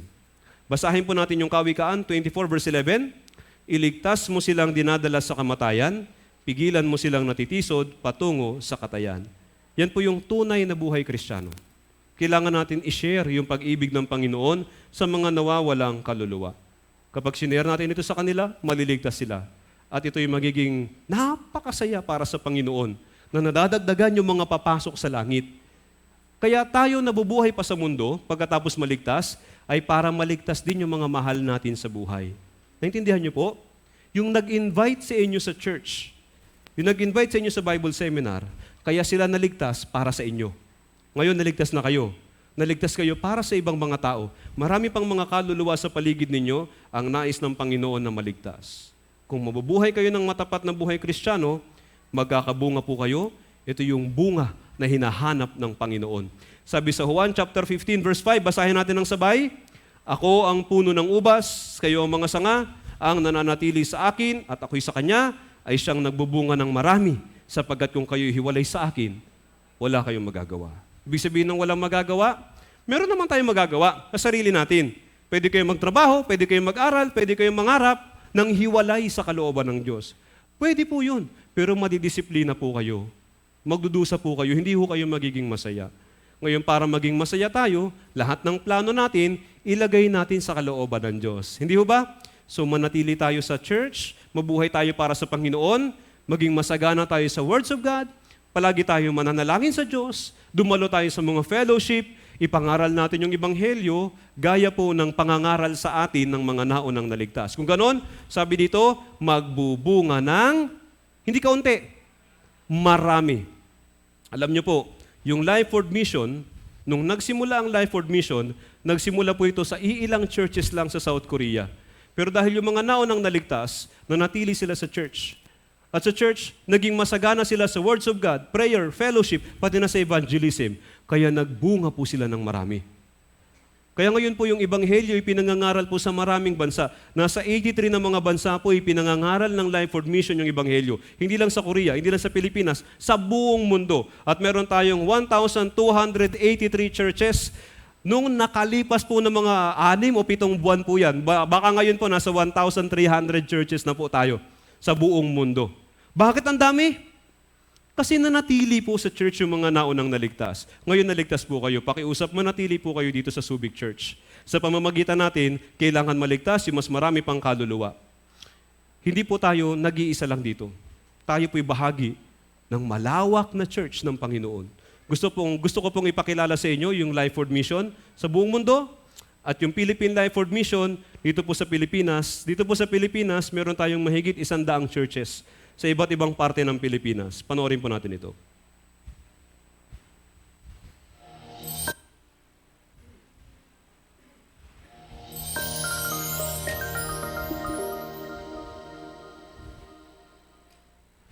To you, what is Korea like?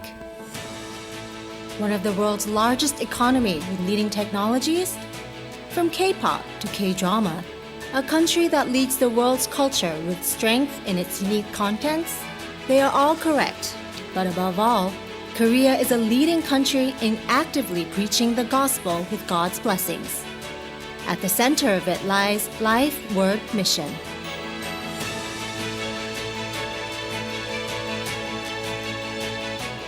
About 40 years ago, Life Word Mission began to sprout in 10 cities in South Korea.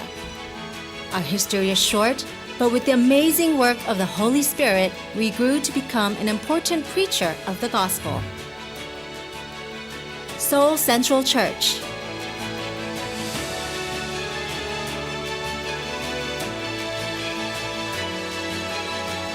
Incheon Church.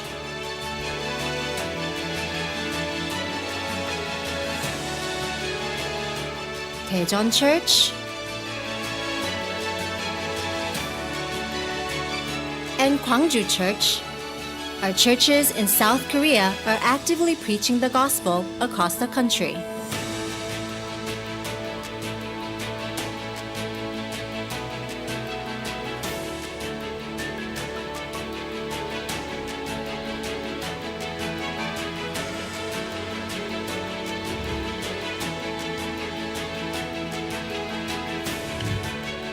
Every summer, saints of Life Word Mission who have been spreading the gospel across the country gather at one place. Here at Galilee Retreat Center, we hold summer retreats and gather our hearts for the gospel.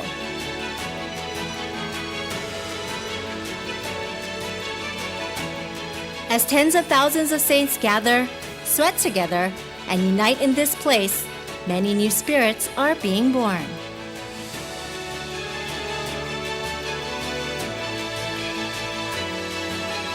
That is the miracle of thousands of people getting salvation at once during the era of the early church is happening right here as well.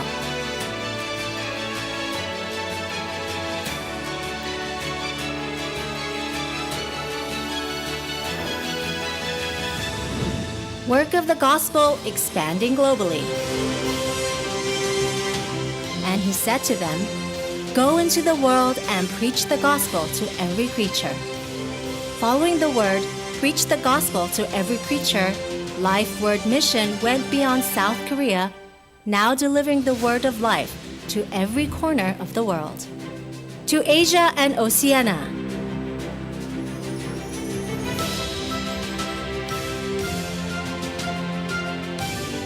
Europe.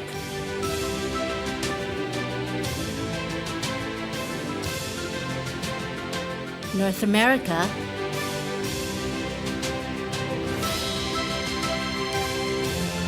South America.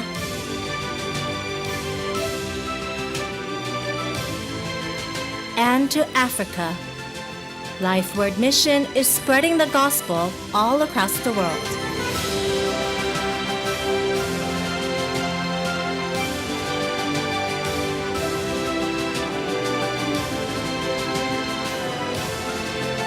Throughout the world, this amazing work of the Holy Spirit is manifesting beyond South Korea's borders. Mongolia, Philippines, USA, Mexico, Ecuador, Africa, and so on.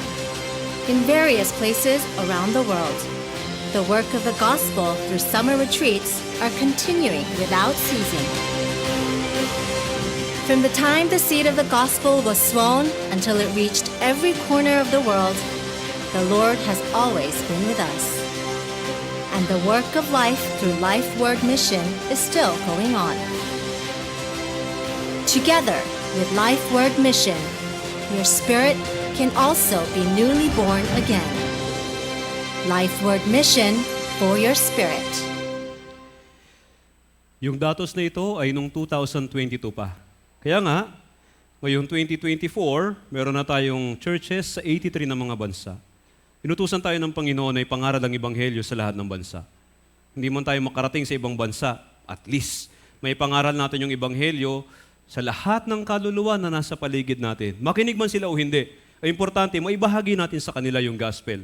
Mabigyan natin sila ng tsansa na maligtas at magkaroon po ng buhay na walang hanggan. Nabubuhay tayo para gawin ang kalooban po ng Diyos na ipangaral yung Ebanghelyo. Kaya, sabi dito, manatili tayo sa church. Kaya dito sa loob ng church, tapusin po natin, okay, yung mga plano ng Diyos para sa atin. Gagawin po ba natin yung kalooban ng Diyos o hindi? Gagawin. Hanggang kailan? Hanggang sa araw na tayo po ay umakyat sa langit. Hanggang sa araw na humarap tayo kay Jesus. Sa last verse po natin ngayong umaga, 2 Timoteo chapter 4 verse 7, basahin natin, nakipaglaban ako ng mabuting pakikipaglaban. Natapos ko na ang aking takbuhin. Iningatan ko ang pananampalataya. So magmula ngayon, hanggang sa humarap tayo sa Panginoon, ingatan po natin yung ating buhay Kristiyano, pero hindi natin magagawa yan sa ating sarili lang. Kailangan natin yung church, kailangan natin yung tulong ng Diyos, kailangan po natin yung isa't isa. Tayo ngayon ay magkakapatid, brothers and sisters. Kanina, parang bitin yung batian, di ba? Ngayon, ba't hindi natin, batiin yung isa't isa, yung brothers and sisters. Pero hindi good morning. Brother, sister, mahal kita sa Panginoon. Okay? 3, 2, 1, batiin natin yung isa't isa. Brother, sister, mahal kita sa Panginoon.